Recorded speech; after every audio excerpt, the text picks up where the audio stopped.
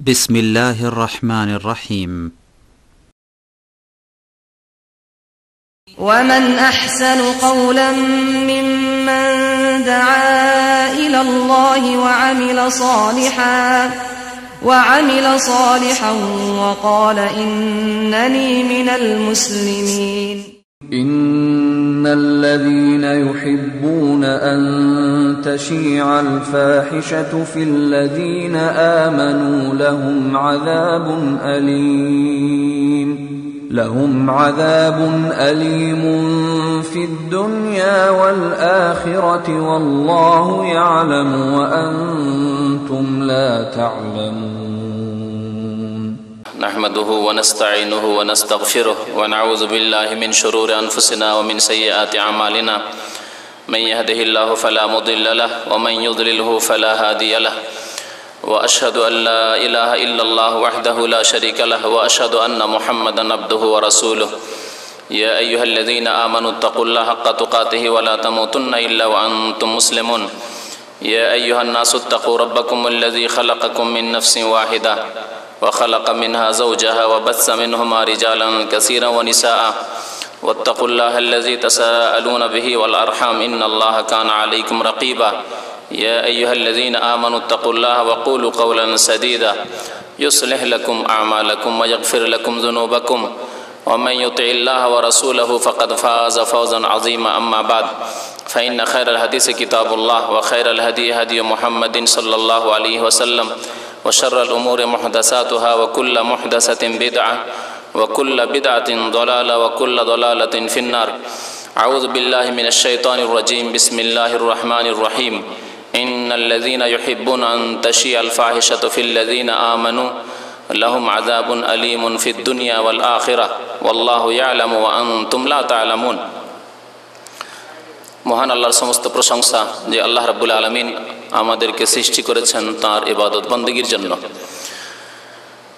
সে আল্লাহরই সমস্ত প্রশংসা যিনি আমাদেরকে ভালো কাজের আদেশ প্রদান করেছেন, অন্যায় কাজ অশ্লীল কাজ হতে বাধা প্রদান করেছেন। দরুদ ও সালাম নাজিল হোক আমাদের প্রিয় নবী মুহাম্মদুর রাসূলুল্লাহ সাল্লাল্লাহু আলাইহি সাল্লামের উপর, যিনি আল্লাহ পাক রব্বুল আলামিনের মনোনীত দিন, যাতে রয়েছে সার্বিক জীবনের শান্তি, যাতে রয়েছে সার্বিক জীবনের কল্যাণ। আল্লাহ পাক রব্বুল আলামিনের এই নাজিলকৃত দিন তিনি মানব জাতি পর্যন্ত সুন্দররূপে পৌঁছিয়ে দিয়েছেন। আল্লাহুম্মা সাল্লি আলাইহি আল্লাহুম্মা বারিক আলাইহি। আজকের বিষয়বস্তু হচ্ছে একটি গুরুত্বপূর্ণ বিষয়বস্তু। আমাদের অনেক ভাইরা যারা ইসলামী সেন্টারে নিয়মিত আসেন তারা দেশে যাচ্ছেন, আর এটি একটি দেশের বড় রোগ, সেই সম্পর্কে আলোচনা করার জন্য, যাতে করে দেশের লোককে তারা এই বিষয়টি সম্পর্কে সঠিক তথ্য দিতে পারেন, সঠিক জ্ঞান দিতে পারেন, সতর্ক সাবধান করতে পারেন, তার জন্য বারবার অনুরোধ করেছেন। তাই সেই সম্পর্কেই আজকে আলোচনা করব। আর তা হচ্ছে যে মানব সমাজকে, আর বিশেষ করে মুসলিম সমাজকে অশ্লীল কাজ, অশ্লীল কথা থেকে, ব্যভিচার থেকে কেমন করে উদ্ধার করা যায়, রক্ষা করা যায়, রক্ষা করার উপায় কি। আল্লাহ পাক রব্বুল আলামিন কোরআনে কারীমে এবং প্রিয় নবী মুহাম্মদ রাসূলুল্লাহ সাল্লাল্লাহু আলাইহি সাল্লাম তাঁর হাদিস শরীফে এ সম্পর্কে বহু কথাই বলেছেন, যা থেকে আমরা দিক নির্দেশনা নিতে পারি। কোরআন থেকে এবং নবী করিম সাল্লাল্লাহু আলাইহি সাল্লামের হাদিস থেকে আপনাদের সামনে এ বিষয়ে, এই পাপ থেকে, অশ্লীলতা থেকে রক্ষার উপায় সম্পর্কে আলোচনা করব। কারণ আজকাল মানব জাতি এমনভাবে অশ্লীলতার দিকে ছুটেছে, অশ্লীল কথা, অশ্লীল কাজের দিকে, অশ্লীল আচরণের দিকে, অশ্লীল আচার ব্যবহারের দিকে ছুটেছে, যে তাদেরকে মনে হচ্ছে সামলানো খুব মুশকিল হয়ে পড়েছে। সমাজকে, পরিবারকে, দেশকে সামলানো মুশকিল হয়ে পড়েছে, যে মুখে তারা চলতে শুরু করেছে। মুসলিম সমাজ পশ্চিমামুখী হয়ে পড়েছে, মুসলিম সমাজ কাফেরদের মতো হয়ে গেছে, যে সমাজে আল্লাহ, পরকাল, ভয়, ভীতি, হিসাব নিকাশ, জবাবদেহি, পরকাল, কিয়ামত, জান্নাত, জাহান্নাম এ সম্পর্কে কোনো বিশ্বাস নেই, এ হচ্ছে কাফের সমাজ। সে সমাজের মতো অবস্থা বিরাজ করছে মুসলিম সমাজে। কি করে মুসলিম সমাজকে অশ্লীলতা থেকে, অন্যায় কাজ থেকে, ব্যভিচার থেকে রক্ষা করা যায়? সবচাইতে বড় উপায়, মুখ্য উপায় আর আসল উপায় তা হচ্ছে দ্বীনি উপায়, ধর্মীয় উপায়, যাকে অনেকে বলে থাকেন ধর্মীয় বাঁধন। সবচাইতে বড় বাঁধন হচ্ছে ধর্মীয় বাঁধন, ইসলামিক বাঁধন। এই বাঁধন যার অন্তরে আছে তার জন্য আর অন্য উপায়ের প্রয়োজন নেই। সবচাইতে বড় বাঁধন, সবচাইতে বড় রক্ষার উপায় এ অন্যায় অশ্লীলতা থেকে হচ্ছে ইসলামিক উপায়, দ্বীনি উপায়, আর তা হচ্ছে আল্লাহ পাক রব্বুল আলামিনের প্রতি ঈমান, বিশ্বাস। এটি হচ্ছে প্রথম। শুধু যদি ঈমান বিশ্বাস বলি তো মুসলিম সমাজের লোকেরা বলে আমাদের তো বিশ্বাস আছে। বিশ্বাস আছে কি? আল্লাহ আছে। নাস্তিকরা বলে যে আল্লাহ নেই, আর আস্তিক যাদেরকে বলা হয় মানে ইতিবাচকেরা কথা বলে, হ্যাঁ আছে, আল্লাহ আছেন। কিন্তু আল্লাহ আছেন তার মানে কি? এর মানে বুঝে না। তাহলে আমাদের করণীয় কি হওয়া উচিত, আমাদের অবস্থা কেমন হওয়া উচিত তা কিছুই বুঝে না। আল্লাহ রাব্বুল আলামিনের 99টি সুন্দর সুন্দর গুণবাচক নাম রয়েছে। তার মধ্যে একটি নাম হচ্ছে আলিম। তিনি সব কিছুই জানেন, তিনি সব কিছুই জানেন, সব কিছুর খবর রাখেন। আর একটি নাম হচ্ছে আল্লাহ পাক রব্বুল আলামিনের নামগুলি প্রতি যদি ঈমান থাকে আর বিশ্বাস থাকে আর তার বাস্তবায়ন হয় তাহলে যথেষ্ট। এর নাম হচ্ছে ঈমানি বাঁধন, ইসলামিক বাঁধন। আল্লাহর আরেকটি নাম হচ্ছে বসির, সর্বদ্রষ্টা, সব কিছুই তিনি দেখেন, সব কিছু তিনি দেখেন। আল্লাহু বসীরুম বিমা তা'মালুন, তোমরা যা কিছুই করো না কেন আল্লাহ সব কিছুই দেখেন। আল্লাহর নাম একটি বসীর, ওয়া হুয়াস সামিউল বসীর। আল্লাহর আরেকটি নাম হচ্ছে খবীর, মানে সূক্ষ্ম খবর রাখেন।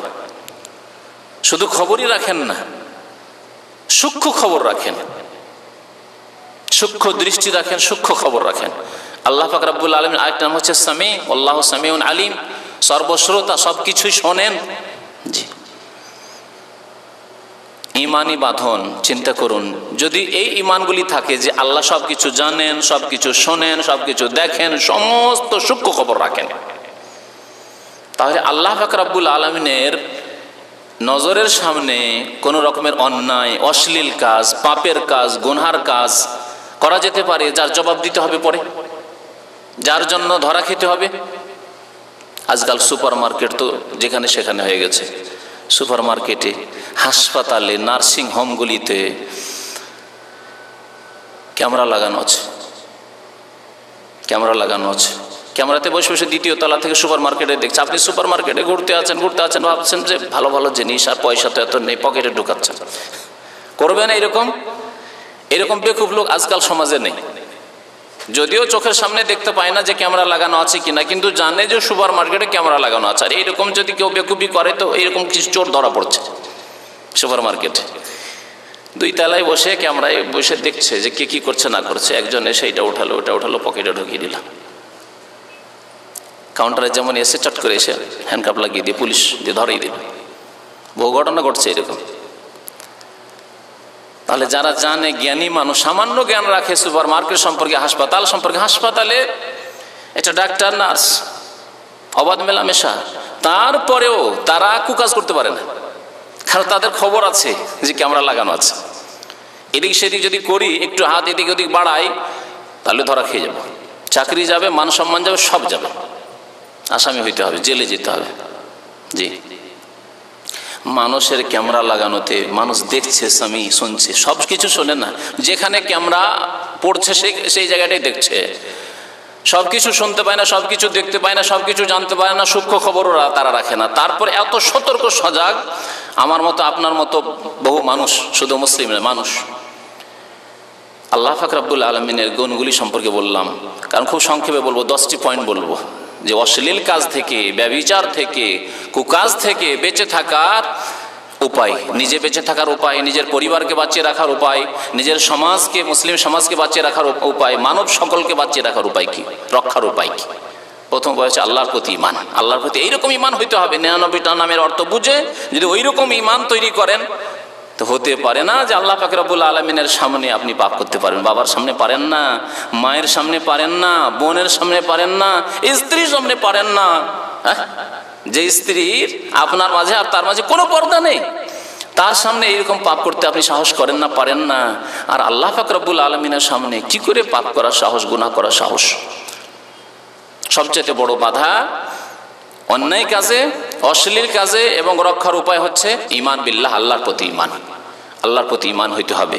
আল্লাহ পাক রব্বুল আলামিন কোরআনে কারীমে ইরশাদ করেছে সূরা বাকারা আয়াত নম্বর 256-তে যে ফামান ইয়াকফুর বিত-তাগুত ওয়া ইউমিন বিল্লাহ, যে ব্যক্তি আল্লাহ ছাড়া অন্যকে স্বীকার করলো, অস্বীকার করলো, আল্লাহ ছাড়া অন্যকে অস্বীকার করলো, ওয়া ইউমিন বিল্লাহ, আল্লাহর প্রতি ঈমান নিয়ে আসলো, আল্লাহর প্রতি বিশ্বাসের মতো বিশ্বাস করলো, ফাকাদ ইসতামসাকা বিল উরওয়াতিল উসকা, সেই ব্যক্তি এমন একটি মজবুত রশ্মি ধারণ করলো, এমন একটি মজবুত রশ্মি ধরলো সে, লানফিসামা লাহা, সেই রশ্মি ছিঁড়ে যাবার নয়। তাহলে যেই ব্যক্তি আল্লাহর প্রতি ঈমান রাখবে ঈমানের মতো, সেই ব্যক্তি ঈমানের এমন একটি আল্লাহ রশ্মি ধরলো যে সেই রশ্মি ছিঁড়ে গিয়ে সে গুনাহে পাপে লিপ্ত হবে না। লানফিসামা লাহা, ইসলামের রশি ছিঁড়ে গেল, বাঁধন ঢিলা হয়ে গেল, আর পাপে লিপ্ত হয়ে গেল, এমন হতে পারে না। ওয়ায়ুমিন বিল্লাহ, আল্লাহর প্রতি যদি ঈমান থাকে তাহলে। আল্লাহ পাক রব্বুল আলামিন সূরা তাগাবুনের আয়াত নম্বর 11-তে ইরশাদ করেছেন ওয়ামাইয়ুমিন বিল্লাহি ইয়াহদি কালবাহ, যে ব্যক্তি আল্লাহর প্রতি বিশ্বাস রাখে, ঈমান রাখে, আল্লাহ তার অন্তরকে সঠিক পথ দেখাবেন, সঠিক পথে অটল রাখবেন। মানুষের দ্বারা যে পাপ হয়, প্রথম অন্তর বাঁকা হয়। সবকিছু করে অন্তর বাঁকা হয়। প্রথম অন্তর বাঁকা হলে তখন হাত বাঁকা হয়, চোখ বাঁকা হয়, কথা বাঁকা হয়ে যায়, কান বাঁকা হয়, অঙ্গ প্রত্যঙ্গ, হাত পা সবকিছু বাঁকা হয়, পাপে লিপ্ত হয়। এই জন্য প্রিয় নবী মুহাম্মদ রাসূলুল্লাহ সাল্লাল্লাহু আলাইহি ওয়াসাল্লাম ইরশাদ করেছেন, আলা, জেনে রেখো, ইন্না ফিল জাসাদে মুদগাহ, নিশ্চয় মানুষের দেহে এমন একটি গোস্তের পিণ্ড আছে, মুদগাহ, গোস্তের পিণ্ড আছে, এজা সালুহাত সালুহাল জাসাদু কুল্লু, যদিও গোস্তের পিণ্ডটা ঠিক থাকে, সোজাভাবে চলে, তাহলে সালুহাল জাসাদ, জাসাদ মানে গোটা দেহ, গোটা বডি সোজা চলবে, আপনার হাত পা মাথা নাক কান চোখ সব কিছু সোজা চলবে। ওয়াইজা ফাসাদাত, আর যদি সেই গোস্তের পিণ্ড, একটি পিণ্ড আছে শরীরে, তা যদি বাঁকা হয়ে যায়, তা যদি বিগড়ে যায়, তার যদি নষ্ট হয়ে যায়, তার অবস্থা যদি খারাপ হয়ে যায়, অসুস্থ হয়ে পড়ে, তা ফাসাদাল জাসাদু কুল্লুহ, তাহলে সমস্ত দেহ কি হয়ে যাবে? রোগাক্রান্ত হয়ে যাবে, সমস্ত দেহ দিয়ে তখন পাপ হবে। আলা, জেনে রেখো, নবী করিম সাল্লাল্লাহু আলাইহি ওয়াসাল্লাম বলছেন, ওয়াহিয়াল কালবু, আর তা হচ্ছে মানুষের কলব, হৃদয়, অন্তর। অন্তর বাঁকা যদি হয়ে যায়, হৃদয় বাঁকা হয়ে যায়, হৃদয়ে শয়তান ঢুকে পড়েছে, ফায়াতমা আল্লাযী ফী কলবিহি মারাদ, আল্লাহ বলছেন মহিলাদেরকে যে তোমরা নাকি সুরে কথা বলিও না, নরম নরম মিষ্টি করে কথা বলিও না অপর পুরুষের সাথে, না হলে যাদের অন্তরে ব্যাধি আছে, আল্লাহ এখানে কালবের কথা বলেছেন, তাহলে অন্তরের ব্যাধির কারণে মানুষ অশ্লীলতা লিপ্ত হয়, প্রথম অন্তরে ব্যাধি সৃষ্টি হয়, অন্তর রোগাক্রান্ত হয়ে পড়ে। ফায়াতমা আল্লাযী, তারা লোভ করবে যে না, এখানে আমার স্বার্থ সিদ্ধি হইতে পারে, আমার মনের কামনা বাসনা পূরণ হতে পারে এখানে। ফি কলবিহি মারাজ, যার কলবে, যার অন্তরে, যার হৃদয় কি আছে? মারাজ আছে, রোগ আছে। তাহলে অন্তরকে আল্লাহ পাক রব্বুল আলামিন সঠিক পথ দেখাবেন। ওয়া ইউমিন বিল্লাহ, যারা আল্লাহর প্রতি ঈমান রাখে, আল্লাহ সবকিছু দেখছেন, সবকিছু জানছেন, সবকিছু শুনছেন, সূক্ষ্ম খবর রাখেন, আল্লাহ হিসাব নেবেন, আল্লাহর সামনে দাঁড়াতে হবে। আল্লাহ পাক রব্বুল আলামিন চিরঞ্জীব, আমরা একদিন মরে যাব, তারপরে সম্মুখীন হইতে হবে জবাবদেহির, ইত্যাদি। ঈমানি বাঁধন, আল্লাহর প্রতি ঈমানের কথা বললাম। তারপরে 2 নম্বরের ঈমান হচ্ছে ঈমান বিল আখিরা, পরকালের প্রতি ঈমান, হিসাবের প্রতি ঈমান, জাযা, প্রতিদানের প্রতি ঈমান, যে ভালো কাজ যদি করে যায় তো ভালো ফল পাবো, আর খারাপ কাজ, অন্যায় কাজ করে যায়, আজকে 5 মিনিটের স্বাদ পেলাম, আর এই 5 মিনিটের স্বাদের জন্য হাজার হাজার বছর জাহান্নামে থাকতে হবে। এই ঈমান লাগবে। এই ঈমান যদি কার মধ্যে থাকে, তাহলে 5 মিনিটের স্বাদের জন্য তার হাজার হাজার বছর সে নিজেকে জাহান্নামে নিক্ষিপ্ত করবে না।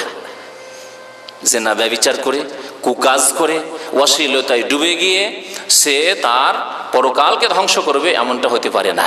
সবচেয়ে বড় বান্ধন হচ্ছে আল্লাহর প্রতি ঈমান। আর 2 নম্বরে বললাম কি? আখিরাতের প্রতি ঈমান। আখিরাত মানে তার মধ্যে চলে আসবে হিসাব নিকাশ, জবাবদেহি। ভালো করলে ভালো পাবো, আর যদি মন্দ করে যায় তাহলে প্রত্যেকটি লিখা আছে, আর তার বদলা আমাকে শাস্তি ভোগ করতেই হবে। 3 নম্বরের, এটিও ধর্মীয় উপায়, অশ্লীলতা থেকে রক্ষার এটি হচ্ছে দ্বীনি উপায়, তা হচ্ছে আল্লাহর ভয়, তাকওয়া। তাকওয়া আল্লাহ ভীরুতা, আল্লাহকে ভয় করা। মহান আল্লাহ পাক ইরশাদ করেছেন, ওয়ামাইয়াত্তাকিল্লাহ ইয়াজআল লাহু মাখরাজা, যে আল্লাহকে ভয় করবে তার জন্য আল্লাহ রাস্তাকে সুগম করে দেবেন। আপনি যৌবনকালে রয়েছেন, যুবক মানুষ, বিবাহ শাদী করতে পারেননি, বা বিবাহ শাদী করেছেন কিন্তু স্ত্রীর সাথে নেই, আপনার সমস্যা, যৌবনের সমস্যা। আল্লাহ বলছেন, ওমাইয়াত্তাকিল্লাহ, তুমি আল্লাহকে ভয় করো, ইয়াজআল লাহু মাখরাজা, আল্লাহ তোমার জন্য পথকে সহজ করে দেবেন, সুগম করে দেবেন। মাখরাজ, এক্সিটের আল্লাহ ব্যবস্থা করবেন, আল্লাহ তোমার শান্তির ব্যবস্থা করবেন। জি, ইয়াজআল লাহু মাখরাজা ওয়া ইয়ারযুকুহু মিন হাইসু লা ইয়াহতাসিব, আর আল্লাহ তাকে এমন জায়গা থেকে রিজিক দিবেন যে সে চিন্তাই করতে পারেনি যে এরকম আমি সুখী হতে পারবো, আমি দাম্পত্য জীবনে এত সুখী হতে পারবো, আমি আমার স্ত্রীকে নিয়ে এত সুখী হতে পারবো। সে কল্পনাও করতে পারেনি যে আমার মতো অশিক্ষিত জাহেল মূর্খ মানুষ, 2 অক্ষর পড়াশোনা জানি না, আমি কোরআনটাও ঠিক করে পড়তে পারি না, আর আমারও মতো মানুষ এইরকম সুখী হতে পারে, কল্পনা করতে পারেনি। এমন জায়গা থেকে আল্লাহ পাক রব্বুল আলামিন তার শান্তির রিজিক দান করবেন তাকে। রিজিক মানে যা কিছু আল্লাহ দেন তাই হচ্ছে রিজিক, শান্তি, আপনার ভাগ্য। আল্লাহ পাক রব্বুল আলামিন শান্তি জুটাবেন আপনার ভাগ্যে। আরো আল্লাহ পাক ইরশাদ করেছেন সূরা তালাকের, এই ছিল 2 নম্বর আয়াত। 4 নম্বর আয়াতে আবার ওই তাকওয়ার কথা আল্লাহ বলেছেন, ওমাইয়াত্তাকিল্লাহ ইয়াজআল লাহু মিন আমরিহি ইউসরা, যে ব্যক্তি আল্লাহকে ভয় করবে, আল্লাহ পাক রব্বুল আলামিন তার কাজ কর্মকে, জীবনের চলাফেরাকে কি করে দেবেন? ইউসরা, সহজ করে দেবেন। সুবহানাল্লাহ। বিবাহ করতে পারছেন না, আল্লাহ আপনার বিবাহ করা সহজ করে দেবেন। ফ্যামিলি রাখতে পারছেন না, আল্লাহ সহজ করে দেবেন। জি, আপনি ভাবছেন যে আমাকে বিদেশে থাকতে হবে না, আল্লাহ আপনার ঈমান এত মজবুত করে দেবেন যে না, আমার যেখানে আমি পাপ থেকে বেঁচে থাকতে পারবো সেখানেই থাকবো, দেশেই থাকবো। আল্লাহ ওখানে রিজিকের দ্বারকে এত সহজ করে দেবেন যে বাড়িতে বসে বসে আপনি কিছু কাজকর্ম করবেন, আল্লাহ রিজিকের রাস্তা আপনার জন্য খুব সহজ করে দেবেন। দাম্পত্য জীবনে শান্তি পাবেন আপনি।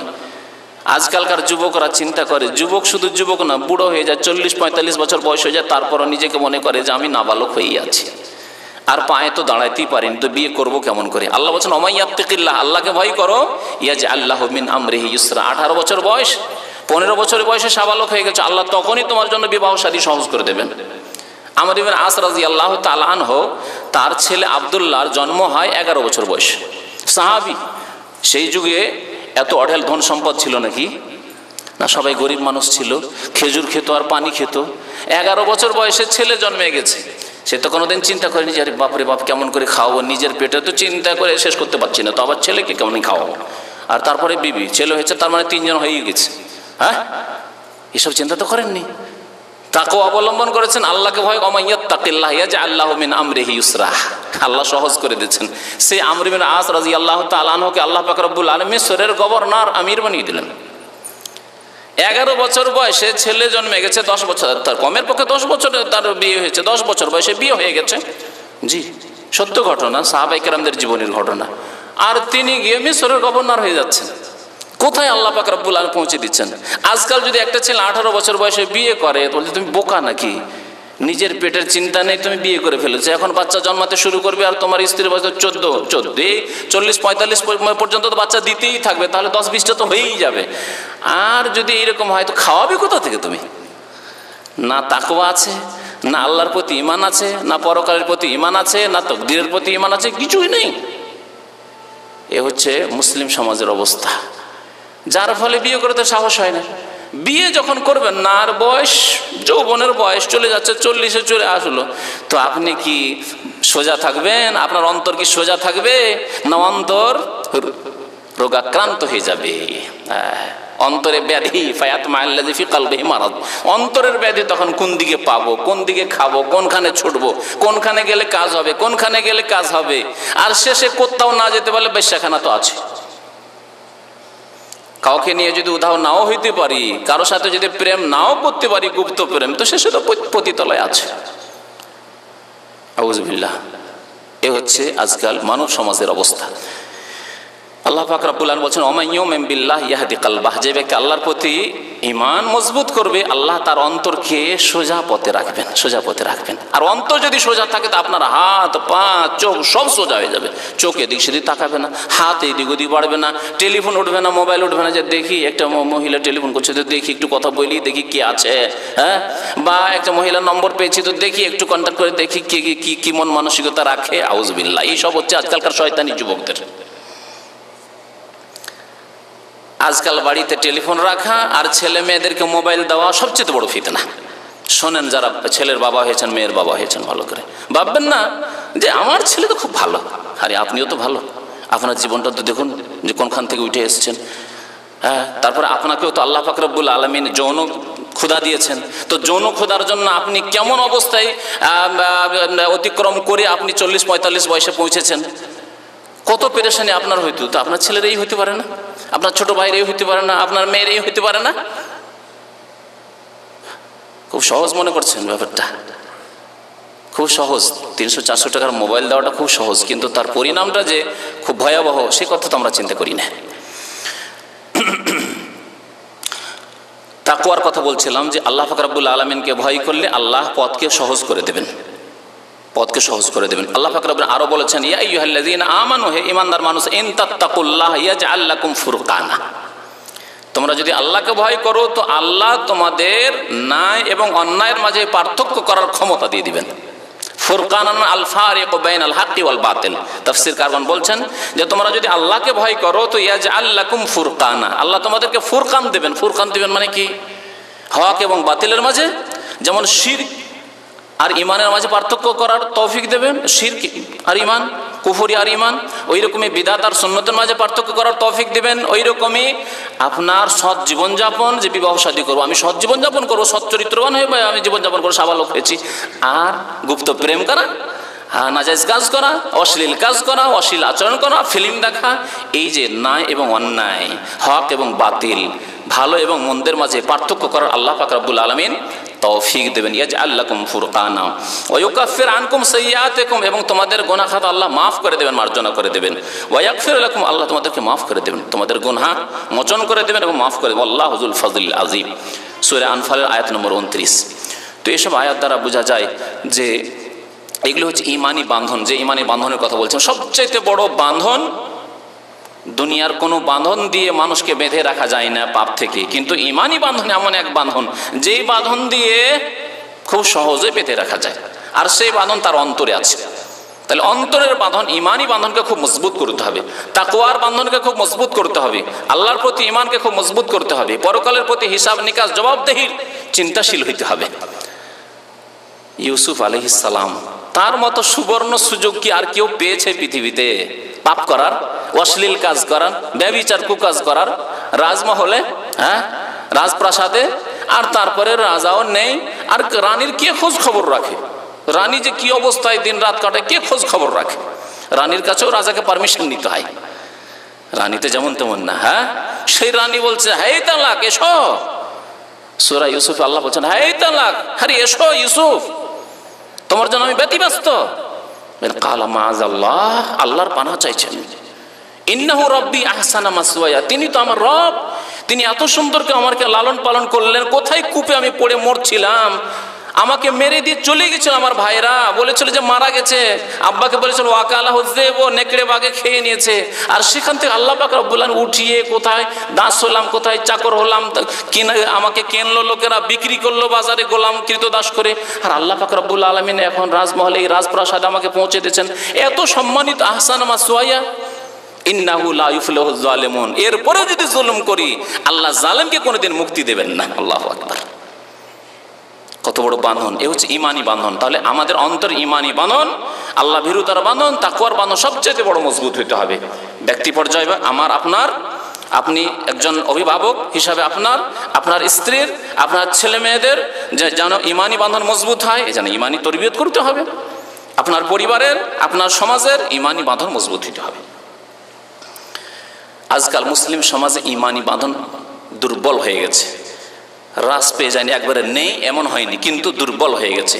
আর অমুসলিম সমাজে ইমানি বাঁধন নেই, যার ফলে অমুসলিম সমাজে জেনা, ব্যভিচার আর গুপ্ত প্রেম করা, আর একজনকে নিয়ে উঠিয়ে নিয়ে চলে যাওয়া যেখানে ইচ্ছা সেখানে, আর কিছুদিন থাকলো আবার ফিরে পাঠিয়ে দিল, এই করলো সেই করলো, এইসব হওয়াটা ডাল ভাত, কোনো ব্যাপারই না তাদের সমাজে। মুসলিম সমাজে যেহেতু ইমানি বাঁধন দুর্বল হয়ে পড়েছে, যার ফলে ওই কাফেরদের মতো, ইহুদি নাসারা হিন্দুদের মতো এরাও শুরু করেছে। ইমানি বাঁধন মজবুত হলে এরকমটা হতো না। তাহলে মুসলিম সমাজকে ইমানি বাঁধন মজবুত করতে হবে, আল্লাহ ভীরুতার বাঁধন মজবুত করতে হবে। 4 নম্বরের উপায় হচ্ছে হিজাব, পর্দার বাস্তবায়ন। হিজাব মানে পর্দা, পর্দার বাস্তবায়ন। মহিলারা, যুবতীরা যখন, যারা যুবতী হয়ে গেছে, তারা বাড়ি থেকে বেরোলে বাইরে হিজাব করে পর্দা করবে। বাইরের বিধান, হিজাব পর্দার বিধান হচ্ছে বাড়ির বাইরের বিধান। কারণ আমাদের দেশের মানুষরা কি বলে জানেন, বাড়ির ভিতরে যদি কোনোদিন লেবারি কাজ করতে গিয়ে কোনো আরবের ঘরে ঢুকে পড়ে, আর যদি দেখে যে একটু টাইট জামা কাপড় পরে, রে বাপ রে বাপ, এদের কি পোশাক হলো নাকি? এই বোরকার নিচে যে পোশাক পরে থাকে কি পোশাক হলো নাকি? এই সমালোচনা খুব বেশি করে। মূর্খ মানুষ বুঝে না যে হিজাব মানে কি। হিজাব মানে বাইরে হিজাব করতে হবে, আর বাড়ির মধ্যে স্বামীর সামনে গিয়ে জিগাইতে থাক, অসুবিধা কি? ব্লাউজ পরে থাকবেন, ঠিক আছে, আমাদের সমাজে ব্লাউজ পরে একা বাড়ি করেন আপনি, আর ব্লাউজ পরে রাখেন না, আর ব্লাউজকে বেলহাজ করে রাখেন, অসুবিধা কি? উঠিয়ে রাখেন, আধা হাতের ব্লাউজ পরান, কোনো অসুবিধা নেই। কিন্তু আপনার সাথে সাবালক 2-4-5টা ভাই বাস করে, আবার মামাতো ভাই, খালাতো ভাই, চাচাতো ভাই সবাই ঢুকে আপনার ঘরে, আপনার মা বাবার নাম দিয়ে, যে চাচি আর মামি, মামানি আর অমুক আর তমুক এই করে, হ্যাঁ খালা এই বলে ঢুকে, আর আপনি আপনার স্ত্রীকে ওইভাবে নিয়ে থাকেন শাড়ি পরে, ব্লাউজ পরে। এটি হচ্ছে বেপরদা হওয়া। আর না হলে আপনি শাড়ি কেন শাড়ি রাখেন না, শুধু ব্লাউজ আর সায়া পরিয়ে রাখেন, আপনার একা বাড়ি হইতে হবে। অসুবিধা আছে কিছু নাকি শরীয়তে? চিন্তা করে দেখুন, কোনো অসুবিধা আছে? কোনো অসুবিধা নেই, কারণ স্বামীর সামনে। কিন্তু যখনই অন্য কোনো পুরুষ আসবে, হ্যাঁ তখন হিজাব পর্দা। তাহলে পর্দা হচ্ছে অপর পুরুষের সামনে, আর বাইরে গেলে সাধারণত অপর পুরুষের সামনে যেতেই পড়তেই হবে, সেজন্য বাইরের মাসলা হচ্ছে হিজাব করা, পর্দা করা। আল্লাহ পাক রব্বুল আলামিন পর্দার বিধানকে ফরজ করেছেন। মুসলিম সমাজের লোকেরা যদি পর্দার বিধানের বাস্তবায়ন করে, তাহলে এরা অশ্লীলতা থেকে বেঁচে থাকতে পারবে, গুপ্ত প্রেম থেকে বেঁচে থাকতে পারবে, জেনা থেকে বেঁচে থাকতে পারবে। আর যখনই পর্দার বিধান হালকা করে দিয়েছে, তারা পর্দা করে না, তখনই এদের মধ্যে এই অশ্লীলতা ঢুকে পড়েছে। এদের ঘরে ঘরে, এদের পরিবারে, এদের সমাজে অশ্লীলতা ওইভাবে ঢুকে পড়েছে যেমন অমুসলিম সমাজে রয়েছে। কিছু পর্দা আছে যার ফলে যদি একদিকে রাখেন অমুসলিম সমাজকে, আর একদিকে রাখেন মুসলিম সমাজকে, মুসলিম সমাজে কুকাজ হলেও, ব্যভিচার হলেও, অশ্লীলতা থাকলেও কাফের সমাজের মতো এত বেশি অশ্লীলতা ছড়িয়ে নেই। আল্লাহ পাক রব্বুল আলামিন কঠোর শাস্তির কথা উচ্চারণ করেছেন কোরআনে কারিমে সূরা নূরে আয়াত নম্বর 19। মহান আল্লাহ পাক ইরশাদ করেছেন, ইন্নাল্লাযীনা ইউহিব্বুনা আন তাশিয়াল ফাহিশাতু ফিল্লাযীনা আমানু, নিশ্চয় যারা মুমিন সমাজে, মুসলিম সমাজে অশ্লীলতার প্রসার ঘটুক এ কথা ভালোবাসে, এ কথার কামনা করে। অসুবিধা কি? বাড়িতে ফিল্ম দেখছে ছেলে মেয়েরা, অসুবিধা কি? ছেলে মেয়েরা, যুবক যুবতী এরা না দেখবে? এটাই তো সময় তাদের। আজকালকার জাহেল মূর্খ বাবারা এরকম খানি, তাদের তো আমরাও তো ছিলাম এরকম, অসুবিধা কি? তারপরে তার মেয়ে যাচ্ছে কোনো যুবকের সাথে স্কুল কলেজে যাচ্ছে, রিক্সায় চড়েও, সিনেমায় যাচ্ছে, অসুবিধা কি? আমরাও তো একদিন ছিলাম। তাদেরকে তো একটু স্বাধীনতা দিতে হবে। একেবারে এত বেঁধে রাখলে হয় নাকি? ছেলে যাচ্ছে কোনো, আপনার ছেলে যাচ্ছে অন্য কোনো যুবতীর সাথে, ছেলেদেরকে এত এই যৌবনকালে বেঁধে রাখতে নেয়। এত বেঁধে রাখলে কি হয়ে যাবে? ছেলেরা কিন্তু খুব অসুবিধে পড়ে যাবে, ছেলেরা উন্নতি করতে পারবে না পড়াশোনা করে। একটু স্বাধীনতা দিতে হবে, তাদের ব্যক্তি স্বাধীনতা আছে। এগুলি ইহুদি নাসারাদের ঘর থেকে কথাগুলি মুসলিমরা নিয়ে এসছে। হ্যাঁ, এক শ্রেণীর স্কুল কলেজ ইউনিভার্সিটির শিক্ষিত মুসলিমরা যাদের দিনের মাধন নেই, তারা এই ধরনের কথাবার্তা বলে থাকে। আল্লাহ বলছেন তাদের সম্পর্কে, যারা পছন্দ করে যে মুসলিম পরিবারে, মুসলিম বাড়িতে, মুসলিম সমাজে, মুসলিম দেশে অশ্লীলতার প্রসার ঘটুক, লাহুম আযাবুন আলীম, তাদের জন্য যন্ত্রণাদায়ক শাস্তি রয়েছে, কঠোর শাস্তি রয়েছে। কখন? আল্লাহ বলছেন ফিদ দুনিয়া, দুনিয়াতেও, ওয়াল আখিরা, আর আখিরাতেও। ইহকালেও শাস্তি রয়েছে আর পরকালেও শাস্তি রয়েছে। ওয়াল্লাহু ইয়ালামু আনতুম লা তা'লামুন, আর আল্লাহ ভালো করে জানেন যে কত শাস্তি তোমাদের জন্য রয়েছে আর তোমরা জানো না। সুতরাং তোমাদেরকে সাবধান করে দেওয়া হচ্ছে যে খবরদার, মুসলিম সমাজে, মুসলিম পরিবারে, মুসলিমদের ঘরে ঘরে তোমরা অশ্লীলতাকে ছড়াবে না। হিজাব, পর্দার কথা বলছিলাম যে পর্দা আল্লাহ ফরজ করেছেন। এই পর্দা দিয়ে রক্ষা করা যাবে মুসলিম পরিবারকে, মুসলিম সমাজকে, মুসলিম ব্যক্তিকে, মুসলিম নর নারীকে জিনা ব্যভিচার থেকে, অশ্লীল কাজ থেকে। মহান আল্লাহ পাক ইরশাদ করেছেন পর্দার হুকুম ফরজ করতে গিয়ে, ইয়া আইয়ুহান নবী, হে নবী, কুল্লি আজওয়াজিকা, আপনি আপনার বিবিগণকে বলুন, ওয়া বানাতিকা, মেয়েদেরকে বলুন, ওয়া নিসাইল মুমিনিন, আর মুমিনদের স্ত্রীদেরকেও বলুন, মুমিন মহিলাদেরকেও বলুন, ইউদনিনা আলাইহিন্না মিন জালাবিবিহিন্না, তারা যেন তাদের ওড়নাগুলিকে ঝুলিয়ে নিয়ে মুখমণ্ডল ঢেকে নেয়। ইউদনিনা আলাইহিন্না মিন জালাবিবিহিন্না, ওড়নাকে ঝুলিয়ে নিয়ে যাতে করে মুখমণ্ডল তারা ঢেকে নেই।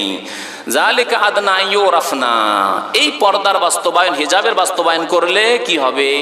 তাদেরকে চেনা যাবে যে এরা সম্ভ্রান্ত মহিলা, এরা নোংরা চরিত্রের মহিলা নয়। এসব যুবতীরা হচ্ছে শরীফ যুবতী, ভদ্র যুবতী, পরহেজগার যুবতী, পর্দানাসীন মহিলা। ফালায়ু যায়েন, তাদেরকে ফাসেক লম্পটা কষ্ট দেওয়ার অপপ্রয়াস চালাবে না, চেষ্টা করবে না। কত সুন্দর কথা আল্লাহ পাক রব্বুল আলামিনের। দেখেছেন এই দৃশ্য, দেখেছেন যে পর্দানাসীন মহিলার দিকে একটা পুরুষ বদমাশ থাকলো তাকাতে লজ্জা করে, তার পাশে দাঁড়াইতে লজ্জা করে সরে যায়।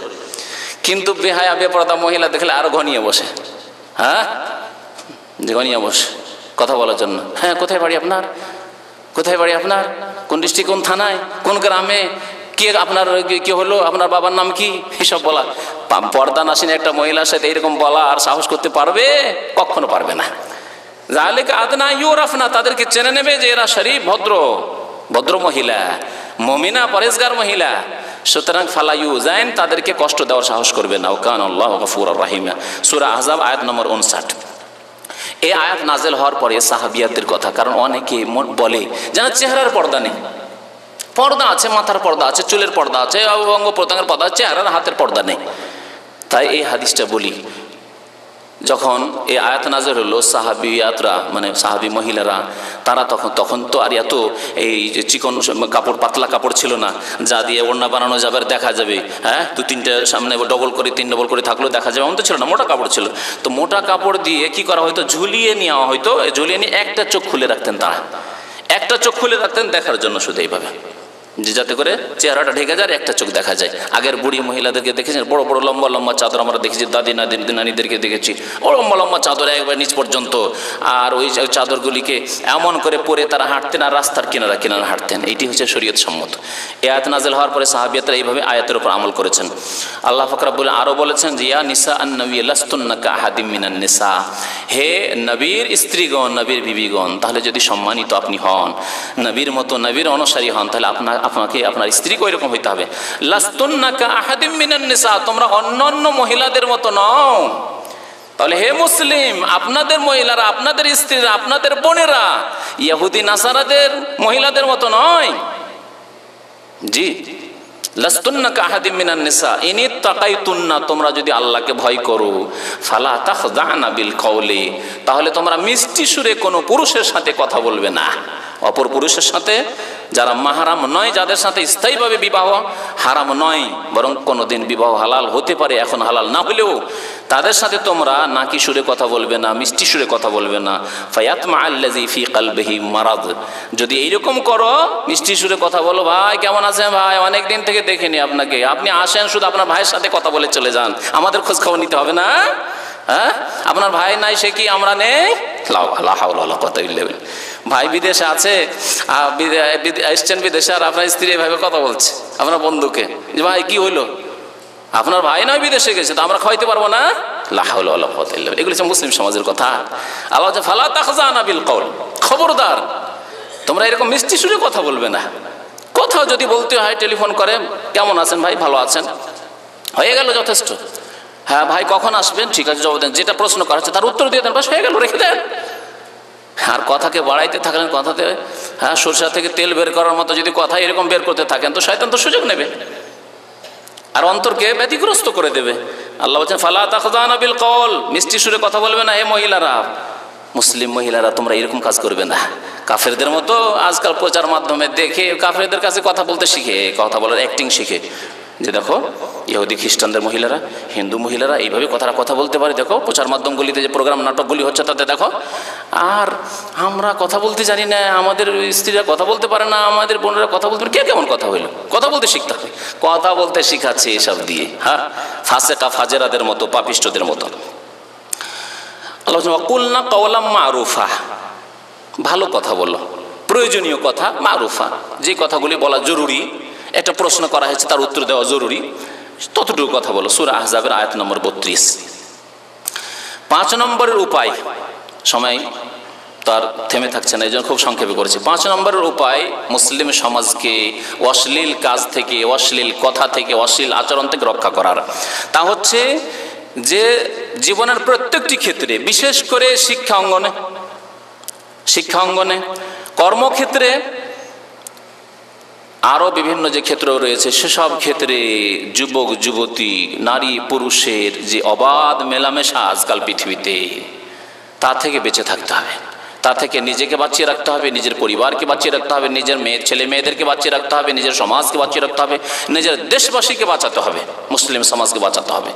তাহলেই অন্যায়, অশ্লীলতা, ব্যভিচারকে রোকা যাবে। আপনি ব্যভিচার থেকে নিজেকে উদ্ধার করতে পারবেন আর আপনার সমাজকে উদ্ধার করতে পারবেন। প্রিয় নবী মুহাম্মদুর রাসূলুল্লাহ সাল্লাল্লাহু আলাইহি ওয়াসাল্লাম একদিন মসজিদ থেকে বের হচ্ছিলেন, আবু দাউদের হাদিস, মসজিদ থেকে নামাজ পড়ে বের হচ্ছিলেন। আপনারা জানেন যে নবী করিম সাল্লাল্লাহু আলাইহি ওয়াসাল্লামের জামানায় মহিলারা মসজিদে নামাজ পড়তে আসতো না। মহিলারা মসজিদে নামাজ পড়তে আসতো, কোনখানে দাঁড়াতো? পাশাপাশি, ডান দিকে না বাম দিকে না পিছনে, তাই না? একবার দেখলেন যে মসজিদ থেকে মহিলারা বেরিয়েছে, হয়তো প্রথম দিকেই ছিল, হিজাব পর্দার হুকুম এসব নাজিল হওয়ার প্রথম দিকে ছিল হয়তো। মসজিদ থেকে মহিলারা বের হচ্ছে, বেরিয়ে পুরুষরা যে দরজা দিয়ে বেরিয়েছে সেখান দিয়ে মহিলারা বেরোচ্ছে। এখানে অনেক সময় দেখা যায় যে মহিলারা হয়তো বেরোচ্ছে, কিছু পুরুষ আছে যাদের একটু লজ্জা শরম কম, ওর সাথে বেরোইতে হবে, সিঁড়িতে নামতে হবে, কেন একটু থেমে যান আপনি। অথবা মহিলারা দেখছে যে না পুরুষরা আগে বেরিয়ে গেছে, তাহলে আপনারা একটু থেমে যান। আরে এক্ষুনি না, আমাকে 1 মিনিট 2 মিনিটের মধ্যে বেরোতে হবে, আর বেশি দেরি করা যাবে না, 5টা মিনিট দেরি করা যাবে না।